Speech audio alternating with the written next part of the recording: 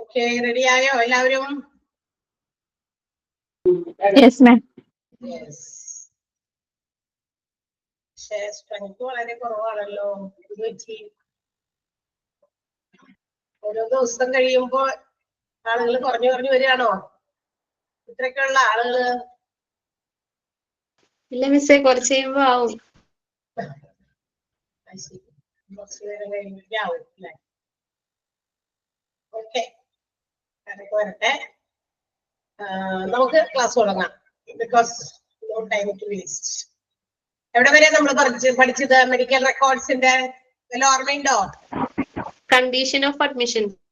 Condition of admission എന്ന് പറയുന്ന topic വരെയാണ് നമ്മൾ പഠിച്ചത് അല്ലെ? നമ്മള് ഒരു ഹോസ്പിറ്റലിൽ ഒരു രോഗി അഡ്മിറ്റ് ചെയ്ത് കഴിയുമ്പോ ആളുടെ അഡ്മിഷനുമായിട്ട് ബന്ധപ്പെട്ടിട്ടുള്ള ചില പ്രത്യേക കാര്യങ്ങളൊക്കെ നമ്മൾ അറിഞ്ഞിരിക്കണം. പിന്നെ ഒരു patient is admitted in the hospital, what are records ആണ്, അവിടെ എന്തൊക്കെ ഡാറ്റാസ് ആണ് അതുമായി ബന്ധപ്പെട്ടിട്ടൊക്കെ കളക്ട് ചെയ്ത് വെക്കുന്നത് എന്നുള്ളതാണ് നമ്മൾ പറഞ്ഞത്. അതിന്റെ ബാക്കിൽ തീർച്ചയായിട്ടും if they have to make any consent, ഒരു പേഷ്യന്റിനെ അവിടെ അഡ്മിറ്റ് ചെയ്യുന്നു എന്നുള്ള കൺസെന്റ് വേണമെങ്കിൽ അത് ആ അഡ്മിഷൻ അല്ലെങ്കിൽ ഡിസ്ചാർജ് ഫോമിന്റെ ബാക്കിലാണ് ആ കൺസെന്റ് വാങ്ങിക്കേണ്ടത്.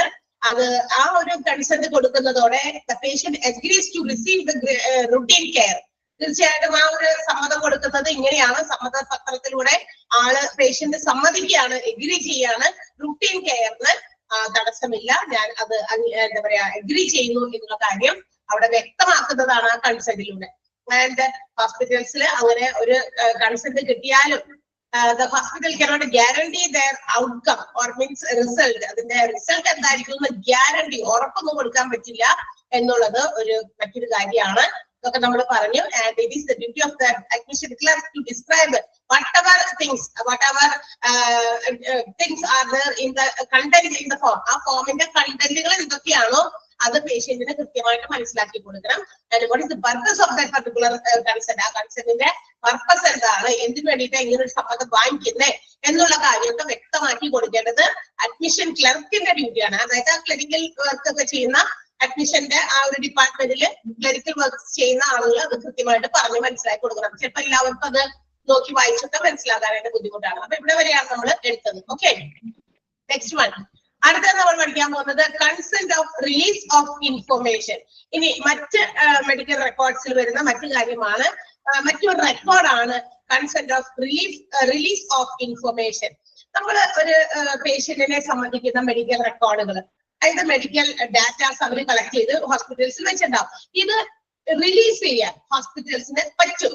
എങ്ങനെയാണെങ്കിൽ മാത്രം with the consent of the പേഷ്യന്റിന്റെ കൺസെന്റോട് കൂടി എന്ത് ചെയ്യാം, ഇത് വേണമെങ്കിൽ ആർക്കാണോ വേണ്ടപ്പെട്ടവര് അല്ലെങ്കിൽ ആർക്ക് കൊടുക്കണമെന്നാണോ നമ്മുടെ പേഷ്യന്റ് ആവശ്യപ്പെടുന്നത് അവർക്ക് കൊടുക്കാനുള്ള പെർമിഷൻ ഉണ്ട് ഹോസ്പിറ്റൽസിന്. ഇപ്പൊ ഒരു ഉദാഹരണം പറയുകയാണെങ്കിൽ, ഇപ്പൊ എനിക്ക് എന്തെങ്കിലും ഒരു ഓർഗനൈസേഷനിൽ ജോലി കിട്ടി. ആ ജോലിക്ക് നമ്മുടെ ഹെൽത്ത് എന്ന് പറയുന്നത് വളരെ ഇമ്പോർട്ടന്റ് ആയിട്ടുള്ള, ഹെൽത്തി ആയിരിക്കുക എന്നുള്ളത് ഇമ്പോർട്ടന്റ് ആയിട്ടുള്ള ഒരു കാര്യമാണെങ്കിൽ, ഇപ്പൊ if I have any health issues, എനിക്ക് എന്തെങ്കിലും രോഗങ്ങളോ ഒക്കെ ഉണ്ടോ എന്നൊക്കെ മനസ്സിലാക്കാൻ വേണ്ടിയിട്ട് ഒരു മെഡിക്കൽ സർട്ടിഫിക്കറ്റ് ചിലപ്പോൾ പ്രൊവൈഡ് ചെയ്യാനായിട്ട് അത്തരം ഓർഗനൈസേഷൻസ് ചിലപ്പോൾ ആവശ്യപ്പെടും. So we have to produce it. അത് അവർക്ക് കൊടുക്കേണ്ടി വരും. അതെവിടെ നമ്മൾ തന്നെയാണ് സ്വന്തമായിട്ട് എഴുതി എനിക്ക് കുഴപ്പമൊന്നുമില്ല, ആരോഗ്യപരമായ പ്രശ്നങ്ങൾ എനിക്കൊന്നുമില്ല, എനിക്ക് ഒരു അസുഖങ്ങളൊന്നുമില്ല എന്ന് പറഞ്ഞ് നമ്മളാണ് സർട്ടിഫൈ ചെയ്യേണ്ടത്? അല്ല, നമുക്ക് എന്താ പറയാ, നമുക്ക് ഏറ്റവും ഫെമിലിയർ ആയിട്ടുള്ള അല്ലെങ്കിൽ നമുക്ക് എപ്പോഴെങ്കിലും ഒക്കെ ചികിത്സയ്ക്ക് വേണ്ടി ഡിപ്പെൻഡ് ചെയ്യുന്ന കൺസൾട്ട് ചെയ്യുന്ന ഡോക്ടേഴ്സിനെ ചോദിച്ച് അവരിൽ നിന്ന് ഒരു മെഡിക്കൽ സർട്ടിഫിക്കറ്റ് നമുക്ക് എന്ത് ചെയ്യാം, പ്രൊഡ്യൂസ് ചെയ്യാൻ പറ്റും. അത് കൊടുക്കാനുള്ള അധികാരം അല്ലെങ്കിൽ പെർമിഷൻ ഹോസ്പിറ്റൽസിന് തീർച്ചയായിട്ടും ഉണ്ട്. അത് ഏത് ഓർഗനൈസേഷനിലേക്കാണോ അതിന് നെയിം ചെയ്തിട്ട് വേണം കൊടുക്കാൻ. ആരൊക്കെയാണോ ചോദിക്കുന്നത്, എന്തൊക്കെയാണോ, അതൊന്നും അങ്ങനെയൊന്നും കൊടുക്കാൻ പറ്റുന്നില്ല. ഓക്കെ, അത് വേണ്ടപ്പെട്ട ആളുകൾക്ക് മാത്രം കൈമാറാനായിട്ട് പെർമിഷൻ ഉണ്ടെങ്കിൽ അത് കൊടുക്കാനുള്ള അധികാരം ഹോസ്പിറ്റൽസിനുണ്ട്. ആ നെയിം ചെയ്തിട്ടുള്ള ഓർഗനൈസേഷന് പ്രൊവൈഡ് ചെയ്യാം. So the copies of that particular medical record can be provided. അങ്ങനെയുള്ള ഇതിന്റെ കോപ്പീസ് വേണമെങ്കിൽ മെഡിക്കൽ ഡിപ്പാർട്ട്മെന്റിന്, അതായത് ഹോസ്പിറ്റൽസിന് പ്രൊവൈഡ് ചെയ്യാനുള്ള അധികാരമുണ്ട്. ആൻഡ് ആ ഒരു കൊടുക്കാൻ ഉള്ള ഒരു സമ്മതം should be taken at the back of the admission or discharge record. അഡ്മിഷന്റെ അല്ലെങ്കിൽ ഡിസ്ചാർജിന്റെ ആ റെക്കോർഡിന്റെ അല്ലെങ്കിൽ ആ ഒരു ഫോമിന്റെ ബാക്കിൽ അത് എന്ത് ചെയ്യണം, ആ കൺസെന്റ് രേഖപ്പെടുത്തിയിരിക്കണം. എന്ന ഒരു ഓർഗനൈസേഷനിലേക്ക് എന്റെ മെഡിക്കൽ റെക്കോർഡ്സ് അതിന്റെ കോപ്പി ഇഷ്യൂ ചെയ്യാൻ എനിക്ക് സമ്മതമാണ്, സമ്മതത്തോടുകൂടി കൊടുക്കാൻ പറ്റുള്ളൂ. ഞാൻ വന്നിട്ട് വെറുതെ ഇങ്ങനെ പറയാണ് ഡോക്ടർ എനിക്ക് ഇങ്ങനെയാണ് അങ്ങനെയാണ്, അതൊന്നും പറ്റില്ല. അപ്പൊ നമുക്ക് അവിടെ ഒരു റിട്ടേൺ ഒരു എന്താ പറയാ ഒരു കൺസെന്റ് കൂടി ആവശ്യമുണ്ട്. അപ്പൊ ആ കൺസെന്റ് എവിടെയാണ് കൊടുക്കേണ്ടത്? അഡ്മിഷൻ ഓർ ഡിസ്ചാർജ് ഫോമിന്റെ ബാക്കിൽ ആ ഒരു കൺസെന്റ് വാങ്ങിച്ചിട്ട് hospital can provide such medical റെക്കോർഡ്സിന്റെ copy to the named organisation. ഏത് ഓർഗനൈസേഷന്റെ പേരാണോ ഇരിക്കുന്നത് അവിടേക്ക് കൊടുക്കാം. നമുക്ക് അങ്ങനെയൊക്കെയാണ് മെഡിക്കൽ സർട്ടിഫിക്കറ്റുകളൊക്കെ. ഇപ്പൊ ചില ആളുകൾ എബ്രോഡിലേക്കൊക്കെ പോകാൻ, പുറത്തേക്കൊക്കെ പോകാനേ നമ്മുടെ ഹെൽത്ത് കാര്യങ്ങളൊക്കെ ബന്ധപ്പെട്ടിട്ട് ഒരു മെഡിക്കൽ എടുക്കുക എന്നൊക്കെ പറഞ്ഞു കേട്ടിട്ടുണ്ടായിരിക്കും. കേട്ടിട്ടുണ്ടോ നിങ്ങള്? അപ്പൊ തീർച്ചയായിട്ടും അത്തരം റെക്കോർഡ്സ് തരാൻ ബാധ്യസ്ഥരാണ് ഹോസ്പിറ്റൽസിലെ ഡോക്ടേഴ്സ്. അതുപോലെ എന്താ പറയാ അവരെ ചികിത്സിക്കുന്ന ഏതെങ്കിലും രോഗങ്ങൾക്കൊക്കെ എപ്പോഴെങ്കിലൊക്കെ ചികിത്സിച്ചിട്ടുണ്ടെങ്കിൽ അപ്പൊ അവർക്ക് അറിയാൻ പറ്റും ഇന്ന റെക്കോർഡ്സ് പ്രീവിയസ് ഹിസ്റ്ററി ഒക്കെ എടുത്ത് നോക്കി ആൾക്ക് വേറെ ഏതെങ്കിലും തരത്തിലുള്ള ആ ഒരു ജോലിക്ക് ആപ്റ്റ് ആയിട്ടുള്ള ഹെൽത്ത് ഉണ്ടോ എന്നുള്ളതൊക്കെ മനസ്സിലാക്കിയിട്ട് വേണം ഉത്തരം കൊടുക്കാനായിട്ട്. അല്ലാതെ വയ്യാത്ത ഒരാൾക്ക് നിർബന്ധപൂർവ്വം ഇവിടുന്ന് ഒരു മെഡിക്കൽ സർട്ടിഫിക്കറ്റ് ഒക്കെ വെറുതെ കൊടുത്തു വിട്ടിട്ട് കാര്യമില്ല. കാരണം അവിടെ ചെന്ന് കഴിഞ്ഞിട്ട് ആൾക്ക് ചിലപ്പോൾ അവിടുത്തെ ക്ലൈമറ്റോ മറ്റേതെങ്കിലും സിറ്റുവേഷൻസോ പറ്റിയില്ലെങ്കിലോ. അതുകൊണ്ട് ഹെൽത്ത് ഓക്കെ ആണ് എന്നുള്ള സർട്ടിഫിക്കേഷൻ ആണ് കൊടുക്കേണ്ടത്. സോ ആ നെയിം ചെയ്തിരിക്കുന്ന ഓർഗനൈസേഷൻ പ്രൊവൈഡ് ചെയ്യാനുള്ള പെർമിഷൻ ഡോക്ടേഴ്സിനുണ്ട്. ആൻഡ് ആ കൺസെന്റ് കൊടുക്കുമ്പോ, സമ്മതം കൊടുക്കുമ്പോ the patient has to put his or her signature. ആ ഒരു ഫോമിന്റെ ബാക്കിൽ അവരുടെ പേരും മാത്രമല്ല എഴുതുക, സിഗ്നേച്ചർ ഒക്കെ ഇട്ടിട്ടാണ് കൊടുക്കേണ്ടത്. ആ സിഗ്നേച്ചർ ഉണ്ടെങ്കിൽ the medical department has the is responsible to provide such certificate or medical record. അങ്ങനത്തെ മെഡിക്കൽ റെക്കോർഡിന്റെ കോപ്പി കൊടുക്കാനായിട്ട് തീർച്ചയായിട്ടും നമുക്ക് ബാധ്യതയുണ്ട്. ക്ലിയർ ആയോ? Consent of release of information വളരെ സിമ്പിൾ ആണ് കാര്യങ്ങളൊക്കെ. ഇതൊക്കെ എന്തായാലും എന്റെ സമ്മതമില്ലാതെ എന്റെ മെഡിക്കൽ റെക്കോർഡുകൾ മറ്റൊരാൾക്ക് ഇഷ്യൂ ചെയ്യാൻ പാടില്ല. അപ്പൊ അങ്ങനെ സമ്മതം ഉണ്ടെങ്കിൽ ആ സമ്മതം സിഗ്നേച്ചറിലൂടെ അഡ്മിഷൻ ഓർ ഡിസ്ചാർജ് ഫോമിന്റെ ബാക്കിൽ അറിയിച്ചിട്ടാണ് ഹോസ്പിറ്റൽസ് അത് ആളുകൾക്ക് പ്രൊവൈഡ് ചെയ്യുക. ഞാൻ പറയുന്ന ആളുകൾക്ക് മാത്രമേ അത് പ്രൊവൈഡ് ചെയ്യാൻ പാടുള്ളൂ. അങ്ങനെ സമ്മതിച്ചു എന്ന് പറഞ്ഞിട്ട് ഏതെങ്കിലും ആളുകൾക്ക് വരുന്നവർക്ക് പോകുന്നവർക്ക് എടുത്ത് കാണിക്കാൻ പറ്റുമോ? ഇല്ല. എവിടെയാണോ കാണിക്കാൻ അല്ലെങ്കിൽ സർട്ടിഫൈ ചെയ്യാൻ പറഞ്ഞിരിക്കുന്നത് അവർക്ക് മാത്രമാണ് ആ കോപ്പീസ് ഇഷ്യൂ ചെയ്യാൻ പാടുള്ളൂ ഹോസ്പിറ്റൽസ്. ഓക്കെ, ക്ലിയർ ആണല്ലോ അല്ലെ? എന്തെങ്കിലും കുഴപ്പമുണ്ടോ പറഞ്ഞതില്? ക്ലിയർ ആണോ? ജസ്റ്റ് ഒന്ന് റെസ്പോണ്ട് ചെയ്യാ. എനിവൺ, ആരെങ്കിലും ഒരാൾ റെസ്പോണ്ട് ചെയ്താലും മതി. Okay, very good. Next one special consent ആണ്. സ്പെഷ്യൽ കൺസെന്റ് ആണ്. ഇനി ചില പ്രത്യേക സമ്മതം കൂടി ചിലപ്പോ പേഷ്യൻസിൽ നിന്ന് വേണ്ടി വരും. That means which is not in the nature of non routine. അതായത് ഇപ്പൊ റുട്ടീൻ കെയർ ഒക്കെ നടത്തുമ്പോ, ഇപ്പൊ ഒരു ഹോസ്പിറ്റലിൽ ഒരു രോഗി വന്നു, ആൾക്ക് ഇപ്പൊ എന്തെങ്കിലും അസുഖം പറയുമ്പോ ഡോക്ടർ വന്നിട്ട് ചിലപ്പോ ടെമ്പറേച്ചർ നോക്കാം, BP നോക്കാം, അല്ലെ? ശരീരത്തിൽ അവിടെ ഇവിടെയൊക്കെ ചിലപ്പോൾ സ്റ്റെതോസ്കോപ്പ് ഒക്കെ വെച്ച് പരിശോധിച്ച് നോക്കാം. ചിലപ്പോൾ ഒരു ടെസ്റ്റ് ചെയ്യാനുണ്ട്, ആ ടെസ്റ്റിന് വേണ്ടിയിട്ടുള്ള ബ്ലഡ് എടുക്കണോ അല്ലെങ്കിൽ യൂറിൻ അവിടെ ലാബിൽ കൊടുക്കണോ എന്ന് പറയാം. അപ്പൊ അങ്ങനെയുള്ള കാര്യങ്ങൾ, ഇതിനൊന്നും സ്പെഷ്യൽ കൺസെന്റ് ഒന്നും ആവശ്യമില്ല, അല്ലെ? ഇതൊക്കെ സ്വാഭാവികമായിട്ട് നമ്മുടെ ട്രീറ്റ്മെന്റിന് വേണ്ടിയിട്ട് അവർ ചെയ്യുന്ന പ്രാഥമികമായിട്ടുള്ള ഒരു എന്താ പറയാ പരിശോധനകളുടെ ഒരു ഭാഗമാണ്, അല്ലെ? ഒരു പ്രിലിമിനറി ഒരു പ്രൊസീജിയർ ആണ് ഇത്തരം കാര്യങ്ങളൊക്കെ. So there is no need of any special consent from the part of patient. പേഷ്യന്റിന്റെ ഇന്ന് അങ്ങനെ പ്രത്യേകിച്ച് വലിയ കൺസെന്റിന്റെ ഒന്നും ആവശ്യമില്ല. പക്ഷേ ഇനി ചില കേസസിൽ ദാറ്റ് മീൻസ് നോൺ റുട്ടീൻ ആയിട്ടുള്ള ചില കാര്യങ്ങളിൽ എന്ന് വെച്ചാൽ നമ്മളിപ്പോ ഹോസ്പിറ്റലിൽ പോകുന്നു, നമുക്ക് ചെറിയൊരു സർജറി വേണം, ആ സർജറിക്ക് മുന്നേ ഒരു അനസ്തീഷ്യ പ്രൊവൈഡ് ചെയ്യണം. So it should be taken some consent. അപ്പൊ അത് കൺസെന്റ് വേണം. തീർച്ചയായിട്ടും രോഗിയുടെയോ അല്ലെങ്കിൽ രോഗിയുടെ നിയറസ്റ്റ് ആയിട്ടുള്ള റിലേറ്റീവിന്റെയോ അവർ കൺസെന്റ് ചോദിക്കും. ബിക്കോസ് ആ ഒരു അനസ്തീഷ്യ പ്രൊവൈഡ് ചെയ്തിട്ടാണ് ഞങ്ങൾ ഇങ്ങനെ ഒരു കാര്യം സർജറി ചെയ്യാൻ പോകുന്നത്. അപ്പൊ അത് കൊടുക്കുന്നത് കൊണ്ട് എന്തെങ്കിലും അനസ്തേഷ്യയാണ്, അനസ്തേഷ്യയുടെ എമൗണ്ട് ആ ഒരു കോൺസെൻട്രേഷന്റെ എമൗണ്ട് കൂടുകയോ ഒക്കെ ചെയ്തു കഴിഞ്ഞാലും പ്രശ്നമൊക്കെ ആവും. അപ്പൊ അതൊന്നും അവരെ അറിയിക്കും. ഇത് പ്രൊവൈഡ് ചെയ്തിട്ടാണ് we are doing such surgical operation എന്നുള്ള കാര്യം അറിയിക്കും. അപ്പൊ അങ്ങനെയുള്ള നോൺ റൂട്ടീൻ ആയിട്ടുള്ള പതിവായിട്ടൊക്കെ വരുന്ന പരിശോധനാ രീതികളല്ലാതെ വരുന്ന നോൺ റൂട്ടീൻ ആയിട്ടുള്ള ഡയഗ്നോസ്റ്റിക് അല്ലെങ്കിൽ പ്രൊസീജിയേഴ്സ് ഒക്കെ നടത്തുമ്പോൾ ഇറ്റ് ഷുഡ് ബി ടേക്കൺ. ഏത് കൺസെന്റ് തീർച്ചയായും പേഷ്യന്റിൽ നിന്നും എടുക്കണം എന്നുള്ളത് നിർബന്ധമാണ്. ആ കൺസെന്റ് എങ്ങനെയായിരിക്കണം? റിട്ടൺ ആയിരിക്കണം, അതായത് എഴുതി തന്നെ വാങ്ങിക്കണം. ഞങ്ങൾക്ക് ആ ഒരു കാര്യം ചെയ്യുന്നതിൽ തടസ്സമില്ല, പേഷ്യന്റിനോ ഞങ്ങൾക്ക് തടസ്സമില്ല എന്നുള്ള കാര്യം റിട്ടൺ ഫോമിൽ തന്നെ വാങ്ങിക്കണം. Because it is an evidence. പിന്നീട് കുറെ കഴിയുമ്പോൾ എന്തെങ്കിലും പ്രശ്നമൊക്കെ ആയിട്ട് ഓടി വന്നിട്ട് നിങ്ങളോട് ആര് പറഞ്ഞു അങ്ങനെ ചെയ്യാൻ ഇങ്ങനെ ചെയ്യാൻ, റിട്ടൺ കൺസെന്റ് അവിടെ എടുത്ത് വെച്ച് കഴിഞ്ഞാൽ provide it as an evidence. തീർച്ചയായിട്ടും അതൊരു പ്രൂഫായിട്ട് അവർക്ക് വേണമെങ്കിൽ കാണിക്കാം, നിങ്ങളുടെ സമ്മതത്തോടു കൂടിയാണ് ഞങ്ങൾ ഇത് ചെയ്തത് എന്നുള്ളത്, അല്ലെ? അല്ലാതെ ഓടിച്ചെന്ന് എന്താ പറയാ ഒന്നും അറിയാതെ പറയാതെ പേഷ്യന്റിനെയോ മറ്റുള്ളവരെയോ ഒന്നും അറിയിക്കാതെ ഈ പ്രൊസീജിയേഴ്സ് ഒക്കെ ചെയ്തു കഴിഞ്ഞു. ബാക്കി പിന്നീട് അതിന്റെ അഫക്റ്റ് എന്തെങ്കിലും സംഭവിച്ചു പെട്ടെന്ന് പോയാൽ മനുഷ്യന്റെ അവസ്ഥയാണ്, പറയാൻ പറ്റില്ല. നമ്മൾ എല്ലാവർക്കും തെറ്റൊന്നും പറ്റാത്ത മനുഷ്യരൊന്നുമില്ല. അപ്പൊ അത് ഡോക്ടേഴ്സ് ആയിക്കോട്ടെ ആർക്കും ആയിക്കോട്ടെ എല്ലാവർക്കും പറ്റാം. നമ്മൾ എത്ര പെർഫെക്റ്റ് ആയിട്ട് ഒരു കാര്യം ചെയ്യണമെന്ന് വിചാരിച്ചാലും ചിലപ്പോൾ നമ്മുടെ കയ്യിൽ നിന്ന് പോകും, അല്ലെ? അപ്പൊ അങ്ങനെ സംഭവിച്ചു കഴിഞ്ഞാൽ ഇത്തരം കൺസെന്റ് നമ്മൾ നേരത്തെ കൂടി വാങ്ങിച്ചിട്ടുണ്ടെങ്കിൽ എന്ത് ചെയ്യാം? We can provide it as an evidence, ഒരു പ്രൂഫായിട്ട് അത് ആളുകൾക്ക് എന്ത് ചെയ്യാൻ കൊടുക്കാൻ പറ്റും. അപ്പൊ അതിനു വേണ്ടിയിട്ടാണ് എന്ത് ചെയ്യുന്നത്, അതിന് വേണ്ടിയിട്ടാണ് എന്ത് ചെയ്യുന്നത്, ഈ ഒരു കൺസെന്റ് റിട്ടൺ പ്രൂഫായിട്ട് എഴുതി വാങ്ങിക്കുന്നത് എന്ന് പറയുന്നത്. And this consent makes responsible to the attentive physician. അങ്ങനെ ഒരു കൺസെന്റ് കിട്ടിക്കഴിഞ്ഞാൽ നമ്മുടെ ഹോസ്പിറ്റൽസിലെ മെഡിക്കൽ സ്റ്റാഫ് അല്ലെങ്കിൽ അറ്റൻഡിംഗ് ഫിസിഷ്യൻ ആരാണോ അവർ എന്ത് ചെയ്യുന്നു, by law rules and regulations ഹോസ്പിറ്റൽസിന്റെയും മറ്റു കാര്യങ്ങളുടെയും നിയമപരമായിട്ടുള്ള കാര്യങ്ങളിലൂടെ execute the surgery only after receiving the consent. അതായത് തീർച്ചയായും പേഷ്യന്റിന്റെ കൺസെന്റ് കിട്ടിയതിന് ശേഷം എക്സിക്യൂട്ട് ദ ഓപ്പറേഷൻ. ഇപ്പൊ സർജറിയോ മറ്റെന്തെങ്കിലും പ്രൊസീജിയേഴ്സ് ഒക്കെ നടത്തണമെങ്കിൽ തീർച്ചയായും കൺസെന്റ് കിട്ടിക്കഴിഞ്ഞാൽ എന്ത് ചെയ്യാം, ആ ഡോക്ടർക്ക് ആ ഒരു കാര്യം ചെയ്യാം എന്നുള്ളത് നിയമപരമാണ്. അതൊരു അണ്ടർസ്റ്റുഡ് നിയമമാണ്. പേഷ്യന്റിന്റെ സമ്മതം കിട്ടി, പേഷ്യന്റിന്റെ നിയറസ്റ്റ് ചില സാഹചര്യങ്ങളിൽ പേഷ്യന്റിനെ കൊണ്ട് സമ്മതം വാങ്ങിക്കാനൊന്നും പറ്റില്ല ചില കേസസിൽ, ക്രിട്ടിക്കൽ സിറ്റുവേഷൻസിൽ.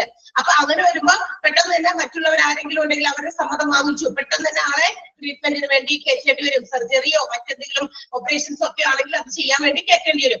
അപ്പൊ അതിന് നിയമം അനുവദിച്ചിട്ടുണ്ട്. Doctors can perform that surgery. ആ ഒരു കൺസെന്റ് ഉണ്ടെങ്കിൽ അവർക്ക് അത് പെർഫോം ചെയ്യാം, except in case of emergency. എന്നാൽ ഇത്തരം കൺസെന്റിന് വേണ്ടി ചിലപ്പോൾ നമുക്ക് കാത്തു നിൽക്കേണ്ടി വരില്ല. എത്തരം സാഹചര്യങ്ങളിലാണെങ്കിൽ മാത്രം, എമർജൻസി സിറ്റുവേഷൻസിൽ മാത്രം. എന്താ എമർജൻസി? കാരണം അവിടെ എമർജൻസി മീൻസ് വളരെ critical. That means life saving is the first motive. അവിടെ ഏറ്റവും ഇമ്പോർട്ടന്റ് ആയിട്ടുള്ള കാര്യം ആ വന്നിരിക്കുന്ന രോഗിയുടെ ജീവൻ രക്ഷിക്കുക എന്നുള്ളതാണ്, അല്ലെ? അവിടെ നമുക്ക് സമയം കൊടുക്കാൻ പറ്റില്ല. കാരണം അവിടെ സമയത്തിന് ഭയങ്കര പ്രാധാന്യമുണ്ട്. അവിടെ വന്ന് കൺസെന്റ് ഒക്കെ പൂരിപ്പിക്കട്ടെ, എന്നിട്ട് ആളെ നമുക്ക് പരിശോധിക്കാം, നോക്കാം, എന്താണെന്ന് വെച്ച് ചെയ്യാം എന്ന് പറയില്ല. നമുക്ക് ഏറ്റവും ആദ്യം എത്ര നിയമങ്ങളൊക്കെ ഉണ്ടെങ്കിലും അവിടെ നമ്മൾ പ്രിഫറൻസ് കൊടുക്കേണ്ടത് ലൈഫ് ഓഫ് ദ പേഷ്യന്റിന് തന്നെയാണ്. സോ അത്തരം കേസസിൽ ഒരു എക്സെപ്ഷൻ കൊടുത്തിട്ടുണ്ട് കേട്ടോ. ഒരു എന്താ പറയാ എക്സെപ്ഷൻ, അത് അതിന്റെ Malayalam except case of emergency ഒക്കെ പറയുമ്പോൾ മനസ്സിലായല്ലോ അല്ലെ? അത്തരം സാഹചര്യങ്ങളിൽ ഒഴികെ, അത്തരം സാഹചര്യങ്ങൾ ഒഴികെ ബാക്കി എല്ലാ സാഹചര്യങ്ങളിലും doctors have their responsibility to make operations or surgeries only after receiving the consent of the patient. അത്തരം ഓപ്പറേഷൻസ് സർജറീസ് നടത്താനുള്ള കൺസെന്റ് വാങ്ങിച്ചാൽ നിയമപരമായിട്ട് ഡോക്ടേഴ്സിന് അവരുടെ സർജറി എക്സിക്യൂട്ട് ചെയ്യാം എന്നുള്ളതാണ്. ക്ലിയർ ആയോ? സ്പെഷ്യൽ കൺസെന്റ് 3 മനസ്സിലായോ? 3 എണ്ണമല്ല, 3 പോയിന്റുകളായിട്ട് ഇങ്ങനെ പറഞ്ഞേക്കാണ്. ആ സ്പെഷ്യൽ കൺസെന്റ് സാധാരണ നടത്തുന്ന പരിശോധനയ്ക്ക് സ്പെഷ്യൽ കൺസെന്റ് ആവശ്യമില്ല. Non routine diagnostics and procedures ആണ്. പതിവായിട്ട് റെഗുലർ ആയിട്ട് നമ്മൾ സാധാരണ കാണുന്ന എന്തെങ്കിലും ടെസ്റ്റിംഗ് രീതിയോ അല്ലെങ്കിൽ മറ്റേതെങ്കിലും പ്രൊസീജിയേഴ്സിനോ അല്ല നമുക്ക് വേണ്ടത്. നോൺ റൂട്ടീൻ ആയിട്ടുള്ള ഇത്തരം ഡയഗ്നോസ്റ്റിക് പ്രൊസീജിയേഴ്സിനാണ് സ്പെഷ്യൽ കൺസെന്റ് ആവശ്യമുള്ളത്. അത് റിട്ടൺ പ്രൂഫായിട്ട് നമുക്ക് അവിടെ റെക്കോർഡഡ് ആണ്. ബിക്കോസ് ഇതൊരു പ്രൂഫായിട്ട് ചിലപ്പോ എന്ത് ചെയ്യും, കാണിക്കേണ്ടി വരും ആരോടെങ്കിലും. ആൻഡ് ഈ ഒരു റിട്ടൺ പ്രൂഫ് ഇല്ലാതെ doctors cannot perform or execute their surgical operations. അത്തരം ഓപ്പറേഷൻസ് എന്തെങ്കിലുമൊക്കെ ഉണ്ടെങ്കിൽ ഇത്തരം സ്പെഷ്യൽ കൺസെന്റ് ഇല്ലാതെ ഡോക്ടേഴ്സ് ചെയ്യാൻ പാടില്ല, except in case of emergencies. Clear ആയല്ലോ അല്ലെ? ഓക്കെ, ഇനി നമുക്ക് പഠിക്കാനുള്ളത് അടുത്ത ഭാഗത്ത് ക്ലിനിക്കൽ ഡാറ്റയാണ്. Clinical data. അപ്പൊ നമ്മൾ മെഡിക്കൽ റെക്കോർഡുകളുടെ ചില കാര്യങ്ങളൊക്കെയാണ് നമ്മൾ പറഞ്ഞുകൊണ്ടിരുന്നത്. ഇത്രയും നേരം കുറച്ചധികം ഉണ്ടായിരുന്നു. മെഡിക്കൽ റെക്കോർഡ്സിനെ സംബന്ധിക്കുന്ന ചില കാര്യങ്ങളാണ്. ഇതിന്റെ മെഡിക്കൽ റെക്കോർഡ്സിന്റെ എന്ത് കാര്യമാണ് നമ്മൾ പഠിച്ചുകൊണ്ടിരുന്നത്? മെഡിക്കൽ റെക്കോർഡുമായി ബന്ധപ്പെട്ടിട്ടുള്ള കുറെ പോളിസീസ് ആണ്. കുറച്ചധികം പോളിസീസ് ഉണ്ട്. എല്ലാ പോളിസീസ് നന്നായി വായിച്ചു വെക്കണം. ഇതൊക്കെ ചിലപ്പോൾ നിങ്ങളോട് ചെല്ലുമ്പോ ഹോസ്പിറ്റൽസിലൊക്കെ ഇതുപോലെ ഇന്റർവ്യൂസിനൊക്കെ മറ്റൊക്കെ പങ്കെടുക്കാനായിട്ട് ചെല്ലുമ്പോൾ അവർ ചോദിക്കും ഇന്ന സമയത്ത് എന്തായിട്ട് നമ്മൾ ചെയ്യാം. ഒരു ഹോസ്പിറ്റൽ അഡ്മിനിസ്ട്രേറ്റർ എന്ന നിലയിൽ what will you do when A record is missing? എന്ത് റെക്കോർഡ് മിസ്സായി പോയാൽ നിങ്ങൾ എന്ത് ചെയ്യും?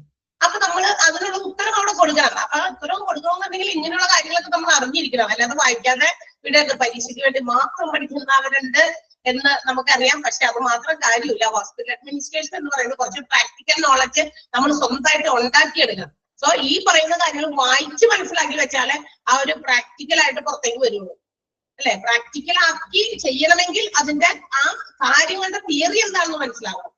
കാര്യങ്ങൾ മനസ്സിലായി കഴിഞ്ഞാൽ എന്ത് നമുക്ക് പ്രാക്ടിക്കലായി ചില കാര്യങ്ങളൊക്കെ നമുക്ക് പ്രാക്ടിക്കലായിട്ട് കാണിച്ചു തന്നിട്ടല്ലോ നമ്മൾ ചെയ്യുന്നത്. ഇങ്ങനെയൊക്കെ പറഞ്ഞത് ഇങ്ങനെയൊക്കെ ചെയ്യേ എന്ന് പറയുമ്പോൾ തന്നെ നമ്മൾ ചെയ്യേ അല്ലെ. പ്രാക്ടിക്കലായി കാണിച്ചു തരണം നിർബന്ധമൊന്നുമില്ലല്ലോ. അപ്പൊ അതുപോലെ നമ്മളും അത് പ്രാക്ടിക്കൽ ആക്കണമെങ്കിൽ ഈ പറയുന്ന കാര്യങ്ങളെ കുറിച്ച് അറിവുണ്ടായിരിക്കണം നമുക്ക് അല്ലെ. നമ്മുടെ നോളജിന് കൂടി വേണ്ടിയിട്ടാണ് നമ്മൾ ഈ കാര്യങ്ങളൊക്കെ പഠിക്കുന്നത്, അല്ലാതെ പരീക്ഷയ്ക്ക് വേണ്ടി മാത്രമല്ല. സോ എന്താണ് ഇനി അടുത്തത്? ക്ലിനിക്കൽ ഡാറ്റയാണ്. അതായത് what you mean by data? Data are the informations collected for any purpose. എന്തെങ്കിലും കാര്യങ്ങൾക്ക് വേണ്ടി നമ്മൾ കളക്ട് ചെയ്യുന്ന ഇൻഫോർമേഷൻസ്, അതാണ് ഡാറ്റ എന്ന് പറയുന്നത് അല്ലെ. ഇപ്പൊ നിങ്ങളോട് ഞാൻ പറയാണ് ഒന്ന് സെൽഫ് ഇൻട്രൊഡ്യൂസ് ചെയ്യുക എന്ന് പറഞ്ഞു കഴിഞ്ഞാൽ നിങ്ങൾ നിങ്ങളുടെ കാര്യങ്ങൾ പറയാം. എന്റെ പേര് ഇതാണ്, എന്റെ വീട് ഇവിടെയാണ്, ഞാൻ ഇങ്ങനെയാണ്, അതാണ്, ഇതാണ് നിങ്ങളുടെ ക്വാളിഫിക്കേഷൻ, അങ്ങനെ കുറച്ച് കാര്യങ്ങൾ ഒരു 2-3 സെന്റൻസിൽ നിങ്ങൾ പറയും. So it is an information which I have collected from you. നിങ്ങളിൽ നിന്നും ഒരു കളക്ട് ചെയ്ത ഒരു ഇൻഫോർമേഷൻ ആണ് അത് എന്നെ സംബന്ധിച്ച്. അത് എന്നെ സംബന്ധിച്ച് ഒരു ഡാറ്റയാണ്. അപ്പൊ നിങ്ങളെ കുറിച്ച് ഒരു ഡാറ്റ ഞാൻ കളക്ട് ചെയ്തു. അതുപോലെ ഹോസ്പിറ്റൽസിൽ നോക്കിയേ എത്രമാത്രം ഡാറ്റാസ് ഉണ്ടായിരിക്കും, എന്തുമാത്രം ഡാറ്റാസ് ആണ് ഒരു ഹോസ്പിറ്റൽസിന്റെ മെഡിക്കൽ റെക്കോർഡ്സിൽ ഉണ്ടാവുക. സോ നമ്മൾ അങ്ങനെയുള്ള ഡാറ്റാസിനെ കുറിച്ചിട്ടാണ് പറയുന്നത്. ഇവിടെ കുറച്ച് 10-22 ഡാറ്റാസിന്റെ പേര് കൊടുത്തിട്ടുണ്ട്. ഇപ്പൊ പേര് മാത്രമേ വായിക്കുന്നുള്ളൂ. അതിന്റെ എക്സ്പ്ലനേഷൻസ് താഴെയുണ്ട്, അവിടെ എക്സ്പ്ലെയിൻ ചെയ്യുള്ളൂ. എന്താണ് മിസ്സേ അഡ്മിഷൻ ഓർ ഡിസ്ചാർജ് റെക്കോർഡ് പറഞ്ഞു അങ്ങനെ എവിടേക്ക് ഈ റോക്കറ്റ് വിട്ടോളെ പോണേന്ന് വിചാരിക്കരുത്. കാരണം ഇതിന്റെ എക്സ്പ്ലനേഷൻ താഴെ ഉണ്ടായിരിക്കും, അതുകൊണ്ടാണ് പറയാതെ പോകുന്നത്. Okay, so let's see what are the clinical datas. ഒരു ഹോസ്പിറ്റലിലെ ക്ലിനിക്കൽ ഡാറ്റാസ് ഏതൊക്കെയാണെന്ന് നമുക്ക് നോക്കാം. പേര് നിങ്ങൾക്ക് ഒന്ന് ജസ്റ്റ് നോക്കാം, വായിച്ചോളൂ ട്ടാ. ഒന്നാമത്തെ admission or discharge record, 2 medical history, 3 physical examination, 4 physicians progress note എന്നുണ്ട് കേട്ടോ. ആ പ്രോഗ്രസ് നോട്ട് താഴേക്ക് പോയി 5ാമത്തെ പോയിന്റ് ആയിട്ട് കിടക്കണേ. 5 അവിടെ നിന്ന് വെട്ടിയേക്ക. എന്നിട്ട് ഫിസിഷ്യൻസ് പ്രോഗ്രസ് നോട്ട് ഒരുമിച്ച് എഴുതാം. അത് തിരുത്താനും കൂടി വേണ്ടിയിട്ടാണ് നിങ്ങളോട് ഒരുമിച്ച് എന്റെ കൂടെ വായിച്ചോളാൻ പറഞ്ഞത്. ക്ലിയർ ആയോ? ഫിസിഷ്യൻസ് വേറെ, പ്രോഗ്രസ് നോട്ട് വേറെ അല്ല കേട്ടോ. ഫിസിഷ്യന്റെ പ്രോഗ്രസ് നോട്ട് എന്നാണ്. അപ്പൊ physicians progress note, pathology report, radiology report, electrocardiograph report, consultation report, operation data, anaesthesia report, recovery room record, operative reports, nursing data, nurses notes, TPR graphic chart, medication sheet, diet chart, physical therapy report, respiratory therapy report, miscellaneous reports, laboratory reports, and discharge summary. അങ്ങനെ 23 clinical ഡാറ്റാസിന്റെ പേരുകളാണ് കൊടുത്തേക്കണേ. പക്ഷെ അവിടെ 23 ഇല്ലാന്ന് നമുക്കറിയാലോ. കാരണം നമ്മൾ ആ 4 5 കൂടി വെട്ടി ഓർമ്മയാക്കിയിട്ടുണ്ട്. ദാറ്റ് മീൻസ് 22 എണ്ണോടെ ക്ലിനിക്കൽ ഡാറ്റാസ് അവിടെ കൊടുത്തേക്കണേ. 22 ഉള്ളൂ, 23 ഇല്ല. ആ 3 വെട്ടിയിട്ട് അവിടെ 22 ആക്കിക്കോ, കുഴപ്പമില്ല. കാരണം നമ്മൾ ഓർഡർ അനുസരിച്ച് നിങ്ങൾ ആ കാര്യം എന്താണെന്ന് അറിഞ്ഞാൽ മതിയല്ലോ. നമുക്ക് അവിടെ പോയിന്റിന്റെ നമ്പറിനൊന്നും വലിയ പ്രാധാന്യമൊന്നുമില്ല. എന്താണ് ഇത് ഓരോന്നും, അല്ലെങ്കിൽ ഇവിടെയൊക്കെ എന്ത് ഡാറ്റാസ് ആണ് ഉള്ളത് എന്ന് നമുക്ക് നോക്കാം. ഓരോന്നായിട്ട് ഏതൊക്കെയായിരുന്നു? Admission or discharge record, medical history, physical examination, physicians progress note, pathology note, progress note, pathology report, radiology report, electrocardiograph report, consultation report, operative data, anesthesia report, recovery room record, operative report, nursing data, nurses notes, TPR graphic chart, medication sheet, diet chart, physical therapy report, respiratory therapy report, miscellaneous reports, laboratory reports, and discharge summary. അങ്ങനെ കുറെ നീണ്ടു നിവർന്ന് കിടക്കുന്ന clinical datas ആണ് ഇനി നമ്മൾ discuss ചെയ്യാൻ പോണത്. ഇത്രയും കുറെ അധികം കണ്ട് നിങ്ങൾ പേടിക്കുന്നു വേണ്ട. ഇതൊക്കെ വളരെ സിമ്പിൾ കാര്യങ്ങൾ അതിനകത്തുള്ളൂ. ക്ലിനിക്കൽ ഡാറ്റ, ഒരു ഹോസ്പിറ്റലിൽ വരുന്ന ഒരുപാട് പേഷ്യൻസ് ഉണ്ട്.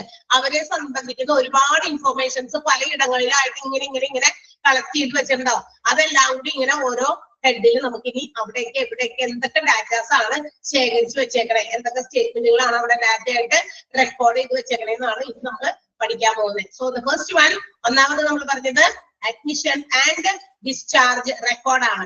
അഡ്മിഷൻ ആൻഡ് ഡിസ്ചാർജ് റെക്കോർഡില് എന്തൊക്കെ റെക്കോർഡ് ഉണ്ടായിരിക്കും അവിടെ? ഫസ്റ്റ് ഓഫ് ഓൾ ഇതിനകത്ത് ഉൾപ്പെടുന്നത് ഡയഗ്നോസ്റ്റിക് ആൻഡ് പ്രൊസീജിയേഴ്സ് സ്റ്റേറ്റ്മെന്റുകളാണ്.